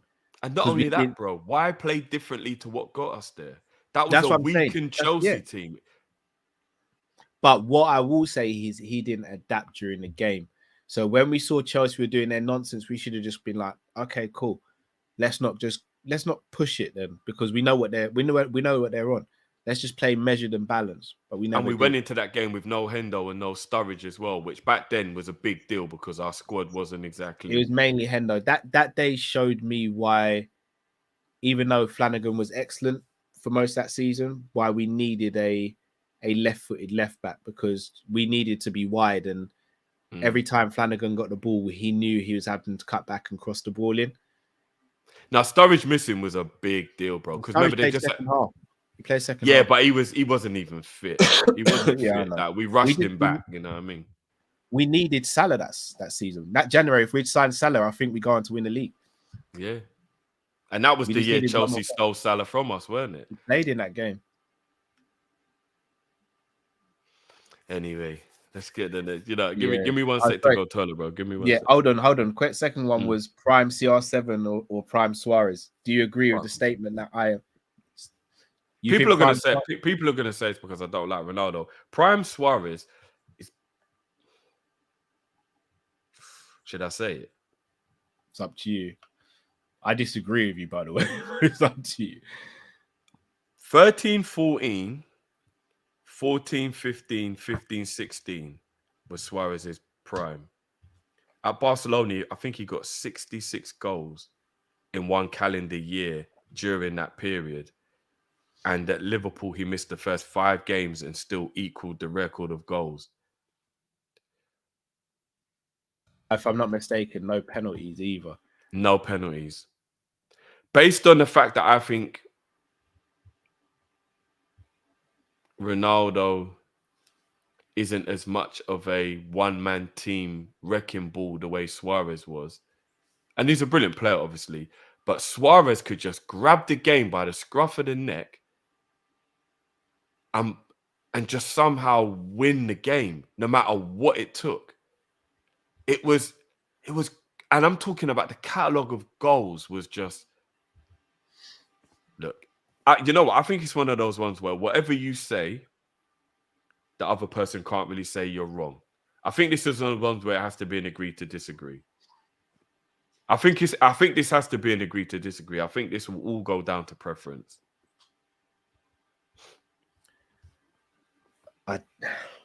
I personally look Suarez. If you're going to say striker, in his prime, though, Ronnie was doing a mazza, you know. And Ronnie's, you could even argue which is Ronnie's prime as well. That's the problem. What was Ronnie's prime? No, I hear that. Like, but I don't believe Ronaldo could have done for Liverpool what Suarez did, and that's not a slight on him. I don't believe he could have done what Suarez did. I think that season, 13-14, could quite possibly be the best individual season I've ever seen from any player ever. If you put the whole context into it of like, it was a good team, but it wasn't anywhere near the team that nearly achieved what it did based on just that one-man wrecking machine of just absolute madness, bro. Destruction. It was destruction. Just absolute madness, bro. Like 32 goals in 33 games, I think it was. Just like, it was crazy. I don't know. Maybe I am being biased. I don't know. But I do look at Ronaldo and think he played for a prime Alex Ferguson and he played in a prime Real Madrid team. And I think, I'm not trying to take anything away from him, but his supporting cast was sensational. Suarez at Liverpool didn't have a supporting cast like that. You're right, but Ronaldo, even amongst those amazing players, was still the guy. Yeah, but that was pretty much because it was catered.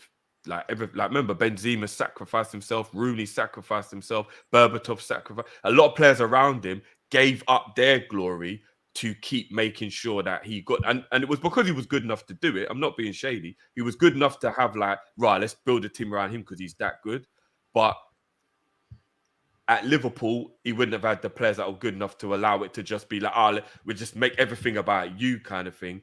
I don't think he could have carried Liverpool the way Suarez. You know what? I agree. The one thing I will agree with you there is I think Suarez elevated players around him, whereas players around Ronaldo had to kind of fill in for him.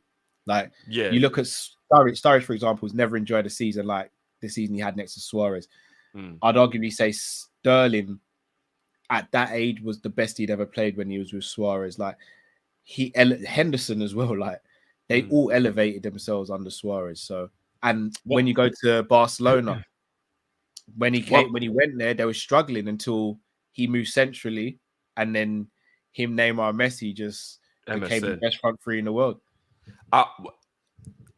As much of a piece of shit as he is as a person, he's actually a brilliant team player. Oh yeah, he's a player you'd love to have. Take away the racist stuff, and I'll be honest with you, we're all singing Suarez's praises. We could probably forgive the biting if he wasn't a racist. Yeah, we could. We could. But the fact he's both actually just makes him a really terrible human. It's the both, as you say. It's the racist and the bite. You pick a struggle, man. Like, yeah. You know what I mean? But I think he's the perfect team player. If you take away the fact that he's a shit person with all the other stuff, like, you're right, he just elevated everybody around him. And the celebrations, he would get just as involved in the celebration, whether he had nothing to do with it. He was just as happy to create a goal as he was to score a goal. Like, just, yeah. You know what I mean?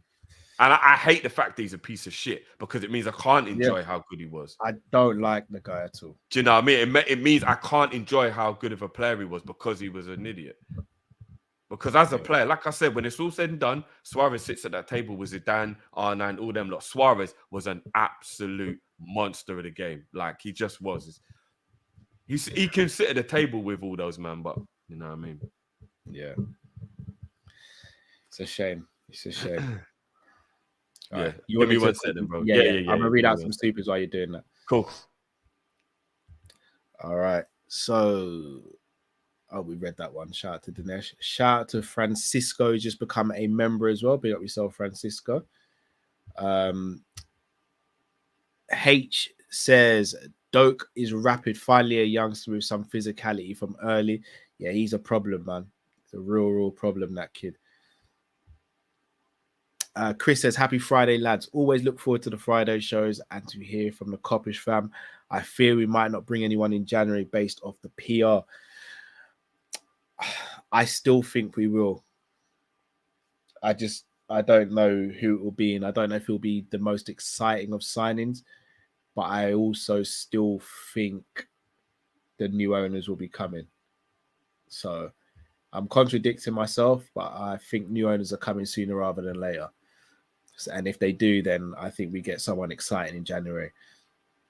Mrs. Dare I Say It just says, can I get the membership link? The membership link is in the link of the description of this video on YouTube, bro. So just check it out there and you should see it. Steven says, big up, guys. No Matt tonight. Yeah, Matt's a little under the weather, so big up to Matt as always. But Matt will be back with us on Monday, all being well. Emperor says, that Kanate performance, which one? Like, which Kanate performance? He's been brilliant in all the games he's played in. Like, he's quality, man. The guy is absolute quality. And again, shout out to the scouting, shout out to whoever said, yep, let's go and get this kid, because it was a master stroke. 35 mil for the guy as well. Master stroke. Emperor says, big up Kopish, been watching since Anfield vlog days. Didn't have the money, but I got the peas now. I told the cashier to keep the change. Big up yourself, Emperor. Much appreciated. Hopefully we can get those vlogs and stuff going one day as well, man. Really want to get back to games and all that. Big up Jamrock. Says, thoughts on Scalvini, Atalanta, and Silva from Benfica. Both defenders.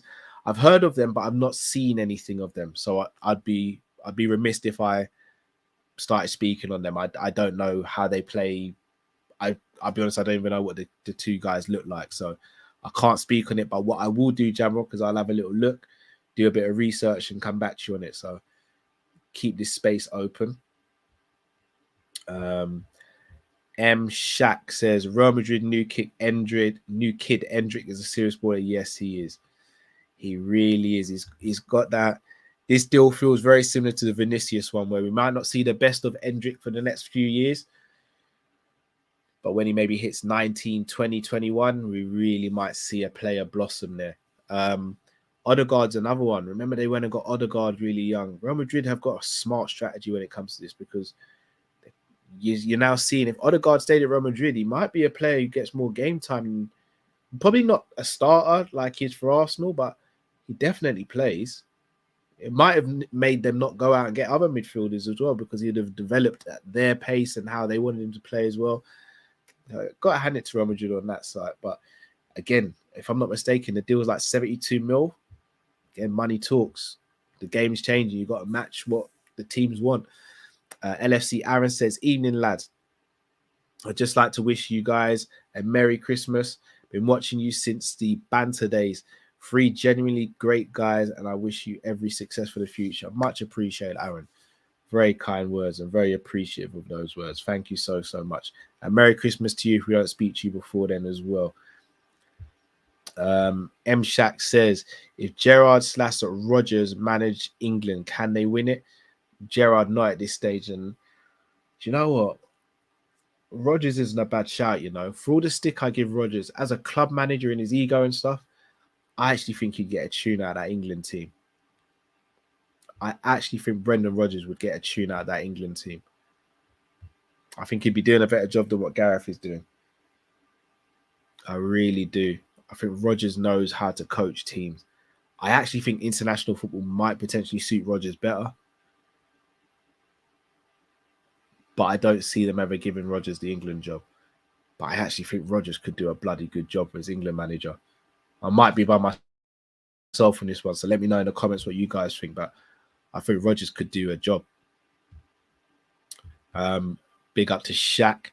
I've had 3 major ACL surgeries, 1 on the left, 2 on the right. Had the last one 2 weeks ago. Geez, all football related. That's me done playing the game. Oh, bless you, man.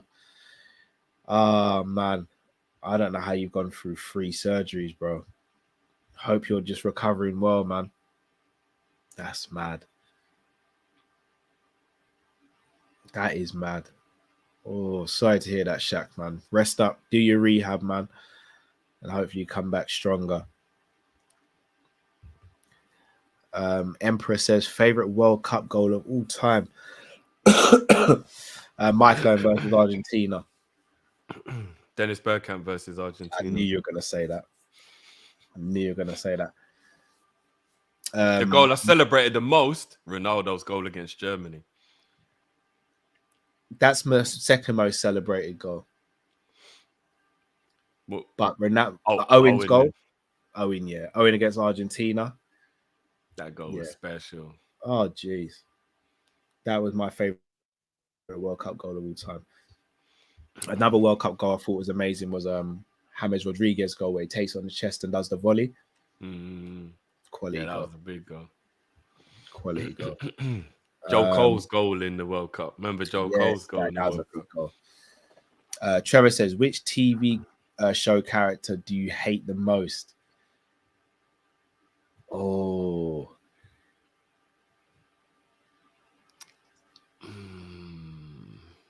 I've got 3.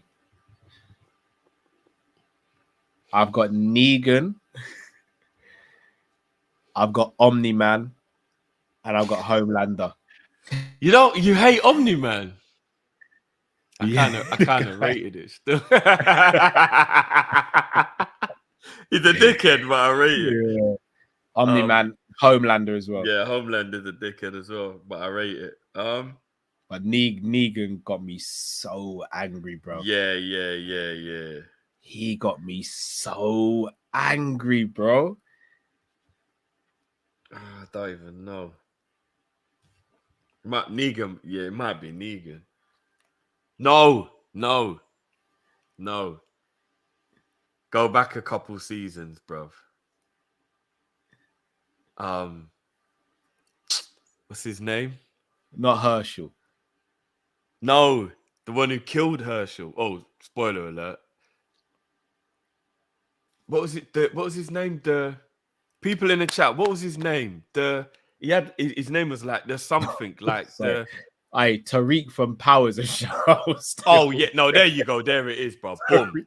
Tariq from the governor. That's it, bro. Do they remember the governor, bro? Yes, bro. He was definitely worse than Negan, bro. The governor was a Negan made them line up, bro, and just weighed in man's head with the bat, bro. The governor held Herschel, bro, and just offed him, bro, in front of his daughters. I know, bro. That was peak, bro. Yeah, that's that was peak, man. Nah, the governor was bro, I couldn't stand that. Joffrey from Game of Thrones as well. I don't watch Game of Thrones. Yeah, Joffrey was a problem from Game of Thrones. Nah, Tariq from Power takes the title 100%. Biggest pussy hole in TV history. Yeah. Big up whoever said, Tariq. 100%. I can't even look at my man's face. He ain't even really that guy. And I look at him, I just think, you dickhead. I can't even, you dickhead. Yeah, Tariq, hands down. And I don't even think he's supposed to be a villain. But yeah, Tariq, hands down. This is a question. Liverpool 12th man. Best individual moment. D9's goal against Barcelona or the Alisson header against West Brom? I'm going to go with my emotion on this one rather than my logic. It's got to be Ali. I don't think it's going against logic. Without that goal, we don't get top 4, bro. No, but logic would say the D9 goal led to an actual real success. Like we won the Champions League. No, I know, but there was game. so much time in that game. We still could have got another goal still. Like Ali was, but we could have also conceded if we hadn't got the momentum. So no, I hear that. But that Alisson goal was the last kick of the game. That Alisson goal might be the best feeling I've ever had. Like it might be the best. My eyes teared up. I don't cry over shit, bro. My eyes teared up, bro. That's the one game I regret. I wish we had done a watch along for. No, I don't want the people seeing me tearing up, bro. Oh, I don't care, bro. At this point, I don't care. Bro, no one's seen me cry. My girl, my mum, no one's ever seen me cry, bro. I'm not flipping letting the people see me cry, bro. Yeah. At this point, bro, I don't even care anymore, bro. If you want to see me cry, see me cry, bro. Well, tell her that actually at my granddad's funeral, my mum saw me cry. But you get my point. Like nobody, like it's, you know what I mean? Like yeah, nah, that might be one of the best. And you know what? And then the hugging afterwards, and then everybody embracing him, and then he did the best ever post-game interview ever. Like I don't care. Alisson's interview after that is the best post-game interview ever. That whole thing, everything about it. Bruv, that was something else. That was something else. Mr. Dare I Say It Drift says Euro 2024 Virgil. What's man gonna do? He'll play at that. He'll be fine. He'll play it. Yeah. Hopefully he should. He'll play that. Chris says that Chelsea game 2014, even seen on documentaries, it still crushes me today. Losing to Leeds this year, I cracked my phone. Wife yelled at me. Wait, that League defeat this season was a lot still. Yeah, it was. You know what? Being a Liverpool fan really is a roller coaster still. Bruv, I don't believe you're better prepared for life than if you grow up a Liverpool fan. 100%. You go through every possible emotion, anger, whatever it is. You are fully braced and ready for life when you're a Liverpool fan. Drift, the last day of last season in the league, I went through every single emotion imaginable. You lot don't know what I was going through because I was being quiet. I thought I was going to have a seizure. You know when your body feels warm?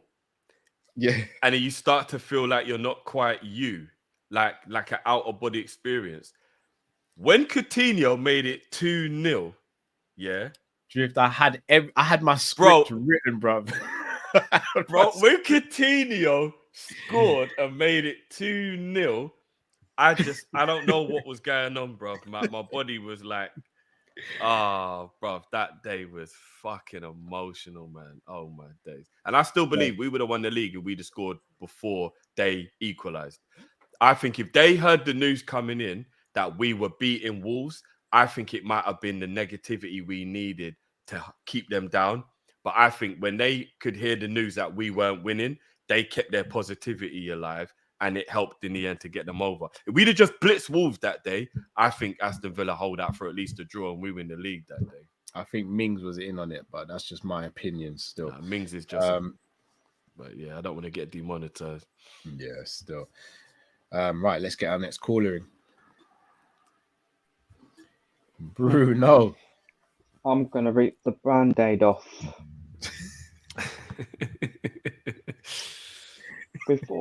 Once you've played for Liverpool, you can't play for Manchester United. Michael Owen is a snake. I remember after the Champions League final, right? And Terry made the point of Tottenham, Tottenham fans, how they're happy to be the bridesmaid. You know that person that takes the female down the aisle? We're not that person. We're not. Yeah. Yeah, we're not that person. Yeah, that person that goes down the aisle, where that person that takes the bride down the aisle. We're the actual bride that's going down the aisle, not the other way around. If you get what I mean. I don't know what to do, Bruno. I gotta be honest. I'm a bit stunned. Yeah. Would you and elaborate? If you want me to elaborate. Yeah, so basically, we're the person that's actually the main event. So, you know that the bride who's actually going down the aisle? Yeah. Yeah? And then there's a person that's going down the aisle with them. Yeah, on the usually side. the person to give them away. Yeah. That person on the side is Tottenham. The other person that's on the side is Liverpool. Yeah? Do you see what I'm saying here? You get what I'm saying, yeah? That's basically what I said on the 2019. Yeah.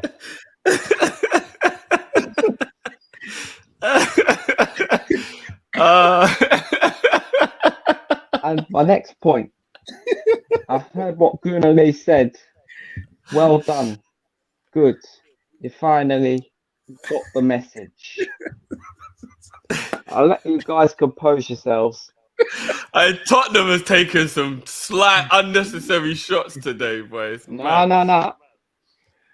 Gunnar Lee, you finally got the message. You finally got the message to back off Salah, yeah? Good boy. Now, let's hope that next time you pay respects. And this is the last bit. I just hope the club is sold and sold quickly. I've seen a lot of reports about Jude Bellingham and now Enzo Fernandez. Apparently we've agreed this, we've agreed that. Hang on. If he's agreed, where's the picture of him holding the shirt? Oh, that we've got a pre-agreement. A pre-agreement don't mean nothing. A pre-agreement, my ass. That doesn't mean anything, does it? Unless he's agreed the wages, that don't mean anything, does it? He has to agree the wages and he has to be holding the shirt. None of this BS. So hopefully they get this done before April 22nd and like just get out the club. Like I told you a lot before selling the club, ask questions. None of this, we're going to sit here and take flipping 10 years. No, I want you to ask questions and get answers. There's 20 owners. You narrow that down to 5, and then those 5, you ask them questions. It doesn't matter what country they're from. I told you this 2 weeks ago. Whether they're Brazilian, whether they're Australian, whether they're from France, whether they're from Argentina, even Saudi Arabians, as long as they've done nothing dodgy, as long as they back the managers in the transfer market and they run the club right? That's fine. I'm hearing all of these reports that apparently you've got joint Saudi Arabians trying to get the club, right? And I'm still hearing these reports of investors again. No, I don't want to hear selling 30 or 40 or 50% of the club. Sell the club fully. None of this BS. You can't do it. I've told you this before. Bye-bye, good night, Vienna. Au revoir, as they say in French. He's not good enough. I've told you this 100 times. Finishing 4th is not good enough. It's horse poo. It's diarrhea. Right? It's diarrhea. 4th place is not good enough. Right? We are the 2nd biggest club in England. We need to behave like it. Now, like I said before, actions speak louder than words. Now, I shall see you lot next week. Thank you for having me. Thank you very much. See you later. Big up, bro. Big up as always. Like Bruno. Hey, man, like Bruno, you know. Absolute legend, bro. Big up yourself, bro. We'll see you next week, bro. He's the giveaway. See you next week. Thank you very much. Yeah, big up, bro. Big up. I'm not gonna lie, Bruno killed me with that one. That one was monumental. Yeah, that was monumental, bro. The giveaway person. Man said Tottenham are the one who hands over the daughter to the man who's gonna beat out the daughter, knowing what he's doing. Ah, bro.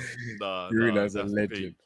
That's pre. Bruno is a legend. That's gotta be one of the most difficult moments of any man's life. Handing his daughter over to another man. That's gotta be so difficult. I'm not gonna speak on that, innit? Because I was on the other side. I received a daughter. Oh no, we're all on the other side, and that's why we're all hypocrites. I mean, technically, I ain't got any daughters, so I won't have to. I've got my niece. No, I mean like we're all, because you know that you would struggle with that moment, but yeah, you had to do it to have a family for yourself. So I'm saying we're all hypocrites, but that's got to be the most. That's got to be a very hard moment in the father's life. I've said it to you and Matt behind closed doors. I'll say it on there, but I'm not mature enough to have a daughter. That's why I believe God didn't give me a daughter. I'm not mature enough. Yeah, I hear it. I consider myself a decent dad. I don't know if I'd be a good enough dad for a daughter because I think I'd be overprotective and drive her away from me. Yeah, no, I know exactly what you mean. I think I don't want to use the word terrible because I wouldn't want to do it on purpose, but I don't think I'd be a good dad if I had a daughter because I'd be so overprotective. I wouldn't want any. I'm even just looking at her wrong. I'd probably end up in prison, bro. Nice, real. Not that I wouldn't protect my sons, but it's different, innit? I know how boys can be, and I know like it's totally different. Yeah, totally. If your daughter falls over and hurts herself, you run and pick her up. If your son falls over, you're like, get up. Like it's different. It's different, bro. It's just it's different, bro. It just is, isn't it? It's so bad, isn't it? It's so bad, though. Yeah, no, bro. Men need to go through it, bro. It builds character. But shall I tell you where it's crazy? Like, if me and my missus are in the room and one of the kids falls over, I know they'll go straight to my missus. They won't come to me because they know unless you're fully hurt, it's gonna be all right. Brush yourself. Yeah. Are you bleeding? No, you'll be all right then, isn't it? Yeah. Like even now, even Robbie at 1.5, he knows if he hurts him, if he falls over, don't come to dad. There's no point. Of course he does, Cal. When he's standing on a stool so he can reach the sink to wash up, of course he's going.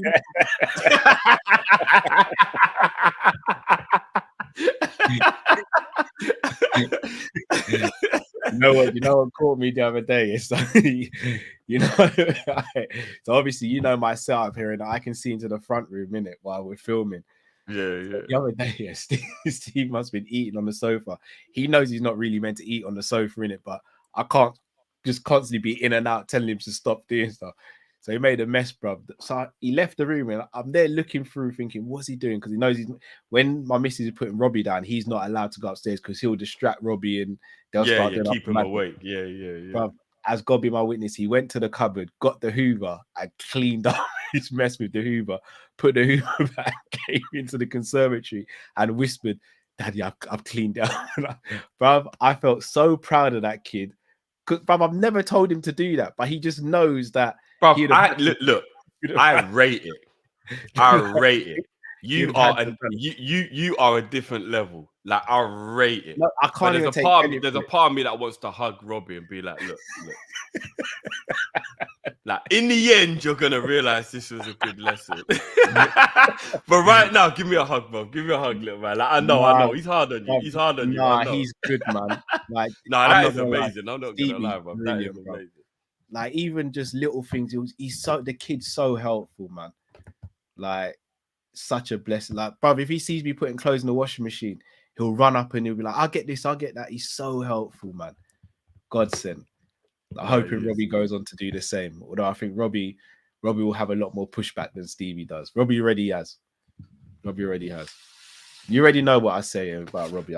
The reason I'm starting to get back healthy is because of Robbie, because I feel like he's going to be the one that tries to really kick off. Well, remember they say that as soon as a boy's balls drop, like he's don't really care about his dad anymore. So like you probably got up until about 11.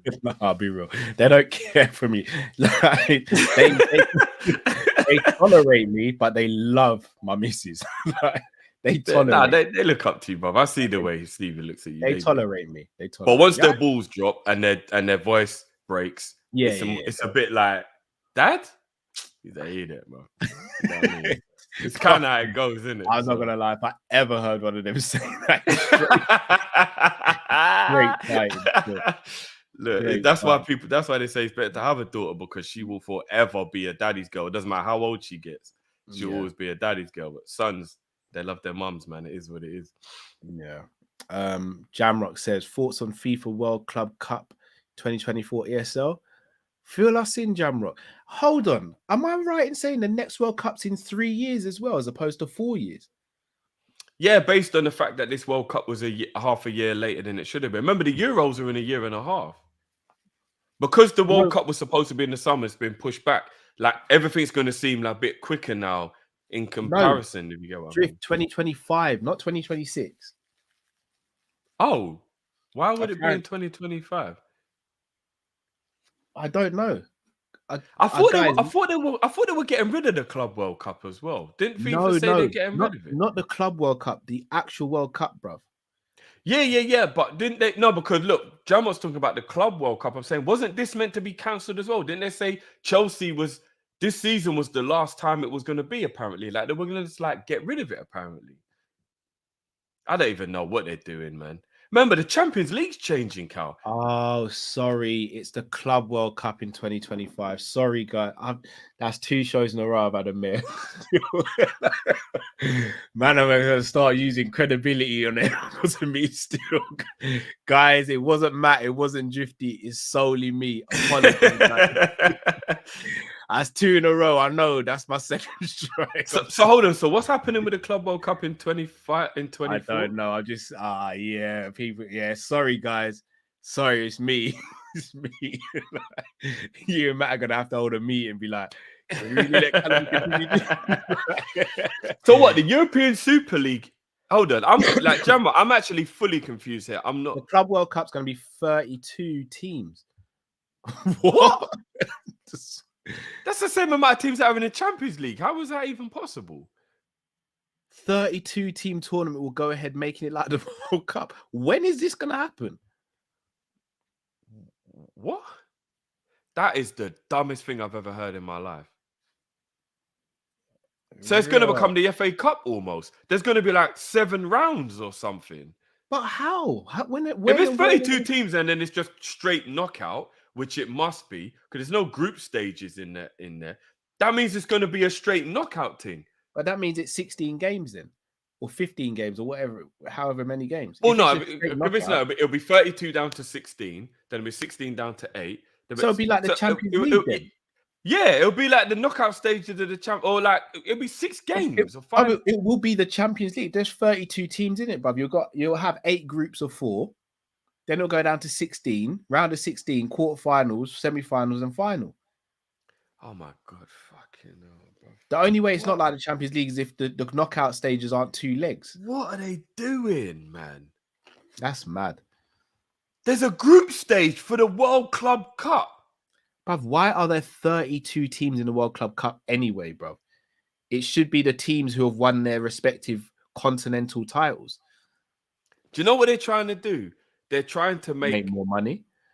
Well, yeah, that as well. Look, I get the logic behind what they will say their efforts were. It will be to give more exposure to African and Asian club teams and give them an opportunity to play against the more elite teams. That's going to be what the premise is. But you're right, Cal. So you go into the Club World Cup because you've won a European trophy.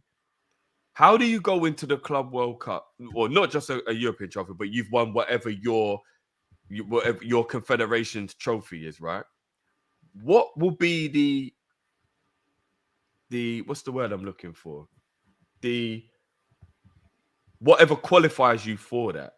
Like, what will be the highest, highest bid, probably.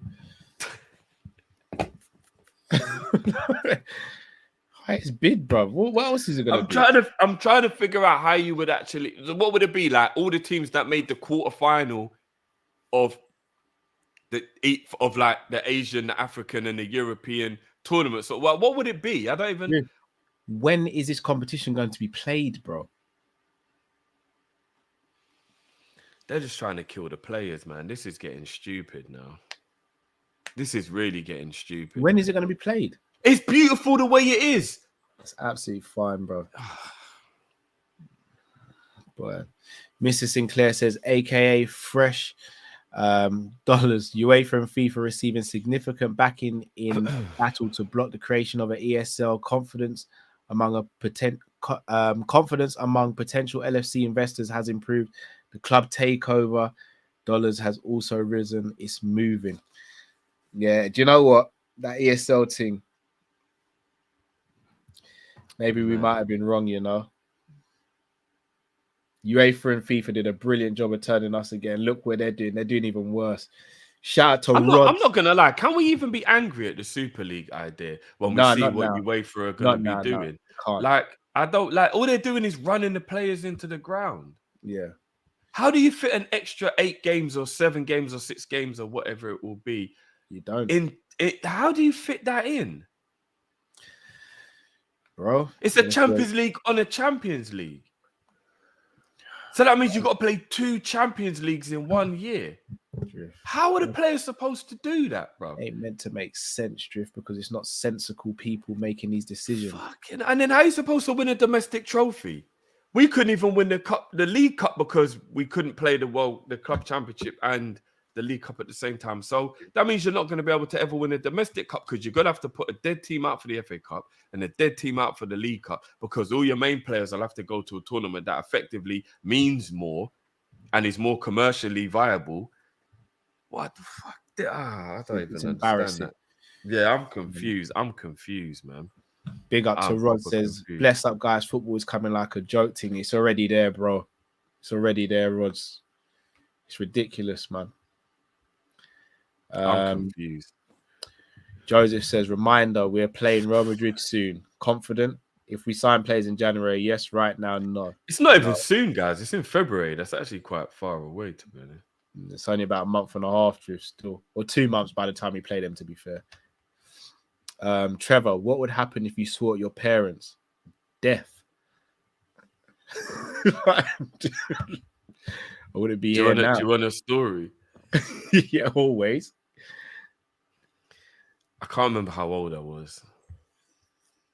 I was really young, though. I must have been maybe 5 or 6. Old enough to remember, young enough to not know any better. And I remember, I can't remember why, and I can't remember how, but somebody said, say this to your mum. Oh, no.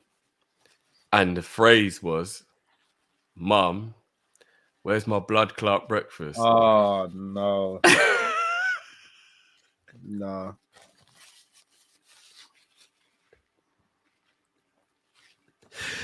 Yeah, it didn't end well. Yeah, no. My mum to this day has never heard me. So there's a reason I don't swear on this. My mum's never heard me swear. I think I was about 5 or 6. You were 6? Yeah, I think I was about 5 or 6. Yeah, someone told me to stay. You know when you're at school and people are like, "Oh yeah," like, and you don't know what you're being told. Nah, man, I wouldn't have hit puberty, bro. Yeah, I wouldn't have got to puberty age, bro. I remember I said, "Mum, where's my blood clot breakfast?" Hey, my dad grips me up so differently. But I'm gonna be real. If Stevie or Robbie said that, I don't know what would happen next. Like I don't know. They'd probably end up having to come to your house, bro. Like, oh man. Oh, I just drop them at the door and be like, Drift, just hold on to these 2 kids while I calm down. I'm just glad that my parents do have an understanding of I didn't know what I was saying in it. Like I didn't know I was swearing at my mom in it. I just like it sounded good. Even as a youngster, it sounded good. Like I thought it was a term of endearment. It could have been a term of indefinite, bro. That's what it could have been. Yeah, that was Pete. Yeah, my dad. Yeah. Mr. Sinclair says, the way the club comps are going, explain the potential sell. To compete needs a different model, or imagine our first 11 playing 6,000 minutes per player. Yes, it's true. Maybe this is the reason why these clubs are, because they're obviously going to know about this stuff before it breaks in the media. That's madness. But hey ho, if we're getting new richer owners, or we're getting a bigger squad with better players, you know. Jay says you're going to need a bigger team for the expanded Champions League and now for the Club World Cup. The cup competitions are going to be all the kids only at this point. Yeah, that might be true as well. Cal, this is a good point from Ash. Term of imprisonment. Bruv, don't put that back on the screen. Cal said he don't swear unless it's Football Manager.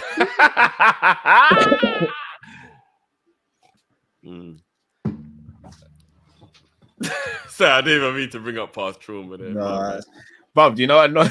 Look where my team was in Football Manager. Look where they are in real life. And tell me I ain't been screwed over. I'm not gonna get involved. I hate that game, man. I used to love the game, and I hate it now. I'm not gonna get involved. I hate it. Boy, that's a term of imprisonment, you know. Yeah, big up Ghost. Jay says another trophy City won't win, no. Bro. That was an RKO out of nowhere. Gamrock says the difference between ESL and FIFA Club World Cup and the UEFA Champions League is how much money is kept between the teams and organizations. FIFA and UEFA get more money. Yeah, they do. They do. I'll be honest. I do think as a fan base, we may actually owe our owners an apology regarding the ESL. We may actually owe them an apology. Do you know the only reason I say we don't is because they weren't doing it because of what they thought the UEFA situation was going to end up being. They were just doing it out of greed. But in hindsight, it seems like everybody's greedy. So is there actually a person who you can be more upset at? The reason why I have more sympathy for them is because their whole reason for having the ESL in the first place was that UEFA are taking more of a cut than they should be. And we're the biggest teams in this and we're getting minimal money for what we should be getting. And now seeing what UEFA and FIFA are both doing, I kind of see where they're coming from. But remember, because they didn't want relegation and they didn't want that kind of stuff, they were still doing it from a more selfish point of view rather than because UEFA are doing what they're doing. Do you get what I mean? Yeah. And it was guaranteed 200 mil each or something, wasn't it? Every year. Yeah. We could have done with that money still. I'll be honest, though, I think the Super League would have ruined everything. I'm glad it didn't happen. It would have ruined everything. I mean, I don't want to play Barcelona every week. Like, it's gonna be boring, man. Oh boy. To answer your question, Mr. Dare I Say Drift, that video was pulled down, so no, she never did see it. When me and Daps got into it. Oh, yeah. That video won't see the light of day ever again. So no, she won't see that. But what that video is a perfect example of how two grown-ups just squash a pointless beef and are still bridgings afterwards. That's how life's supposed to be, man. That is literally how life's supposed to be. Too many people hold grudges and get angry and, you know what I mean? Or just go to extra step and start doing silly things, innit? Yeah, life is too short, man. Yeah. Life is too short. It really is. Especially when you see certain things like what happened with Twitch. RIP Twitch, man. That was man. That's so heartbreaking, man. When I heard the story, that broke my heart, man. Yeah, RIP Twitch, man. That is heartbreaking. My heart goes out to his family, his wife, and all that as well, man. And he was such a family man. To do that at Christmas time, you know he was going through some shit. Man. Oh, yeah. So heartbreaking, man. Heartbreaking. But people, on that note, make sure you keep in contact with your loved ones. Make sure you check in on people. Make sure you talk as well. If you're going through stuff, talk to someone. The amount of times me, Matt, and Drifter picked up the phone to each other and just had a conversation and felt better after it. Don't take those things for granted, man. I'm guaranteeing there's at least one person in your life, no matter how small, how big your friendship circle is, there's at least one person in your life, you can pick up the phone to a message. Please don't go through things alone, man. There's always a way out. Please lean on someone else. As humans, that's what we're on this planet to do. We're meant to lean on each other and meant to help each other. So don't please just talk, man. Because once you've lost your life, that's it. There's no second chance, man. And everyone's life is precious. You only get one of these. So look out for each other and listen out for each other and be there for one another. And if you're going through stuff, please at least speak to someone, please. Because it's heartbreaking, man. It's heartbreaking. 100%, man. Yeah, do you know what? Especially this time of year, anyone going through stuff, heart goes out to you, prayers go out for you, and yeah, keep going, man. Keep going. Facts. Couldn't have said it better myself. Keep going. What are we today? It's Friday. Monday we're back now, innit? Yes. It will be Monday. Monday we'll be back. Another cracking show, guys. Another cracking show. Really appreciate you guys calling in. Callers were all fantastic as always. Yeah. We got some joke today still. Yeah. Bruno stole the show with that the wedding analogy. But now you're all phenomenal. Much appreciated, people. Yeah. So yeah, Monday we'll be back unless something crazy breaks over the weekend. I don't know, like new owners or something. Drift, please tell the people about the raffle. Yes, people, as you can see, the timer is counting down. Looking One good. day, 23 hours left, guys. If you want to be a part of the draw, which we will be announcing on Monday.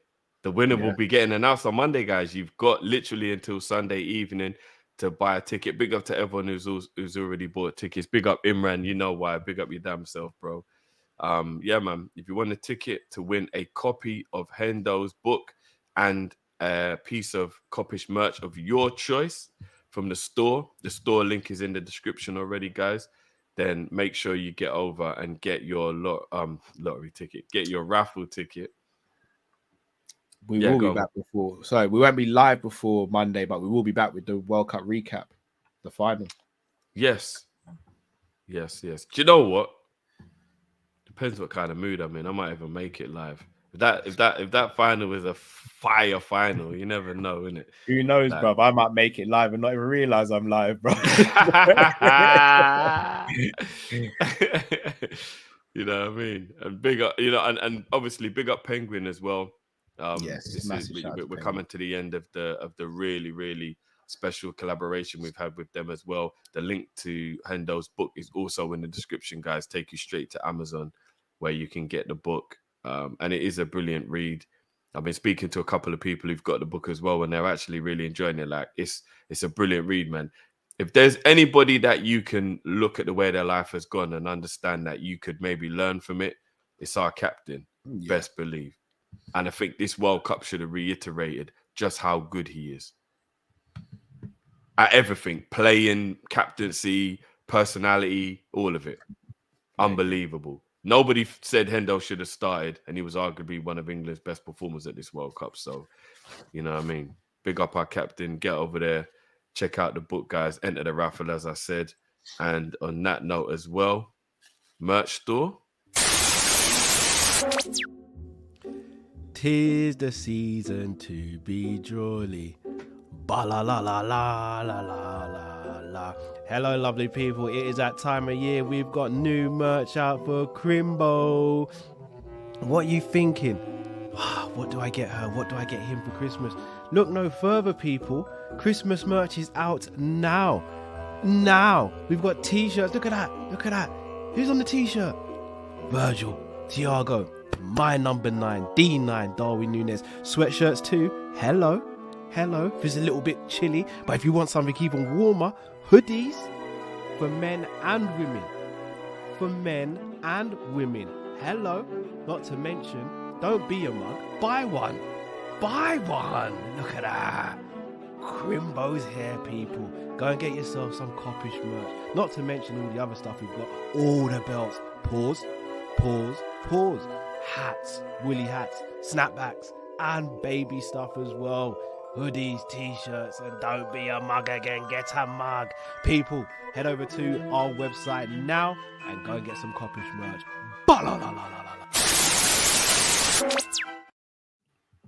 You know what? I'm not even going to lie, bro. 'Tis the season to be jolly. Ba la la la la, bruv. That's got to be one of the best saves ever. You smacked it with that. I don't care what no one says. Appreciate that is legendary shit right there, bro. I'm not even gonna lie. Appreciate. Do you know what I think? Do you know what we forgot to do though, bro? We forgot to ask the people which quote they thought was the winner, just to Oh yes. for Chris. I don't know if anybody's remembering, but yeah, just because obviously we got to answer Chris. Yeah. Actually, if Chris is still in the chat as well, which one did you prefer, bro? Yeah. As well, quickly before we leave out, because we actually forgot to get everybody's take on which one was the best. So mine was Shawshank. Shall I read it out again, Drew? Yeah, go on. So mine was Andy Dufresne, the man who crawled through 500 yards of S and came out clean on the other end. And mine was, whoever got you, they'll be back again. And when they do, I'ma cut your name into them. I'ma cut your name into them. Say that out loud, so I'm so evil. I'm not even gonna lie. It's evil, bro. That's how I'm gonna cut their name into you, bro. It's evil. Mac is just one of the best characters ever invented, man. He was just the guy. No, lovely people. Thank you all. Make sure you leave your comments in the comment section. Make sure you smash the like button if you haven't already. And make sure you subscribe if you're new to the channel as well, people. Shout out to everyone who called in tonight. See you on Saturday and Sunday. 3rd place, 4th place. And then the big final, the curtain closer. Argentina versus France. Go Messi versus Mbappe. Go Messi. Is storyline ending, or will Mbappe continue his dominance in international football? It's been a pleasure. Drift, anything you want to say to the people? I'm gonna have me some fun. I'm gonna have me some fun. I'm gonna have me some fun. Hey, Mac is one of the best characters ever, man. I swear that. Over here. Hey, you can't. Can't talk to. Mac was the one, bro. If you haven't seen Predator, do yourself a favor, man. Go watch that movie. It's sensational. But now, big up everyone. Big up all the callers as always. And yeah, man. Go Messi, son. Come on. I'm on Lionel. Big up everyone. Take care. Peace.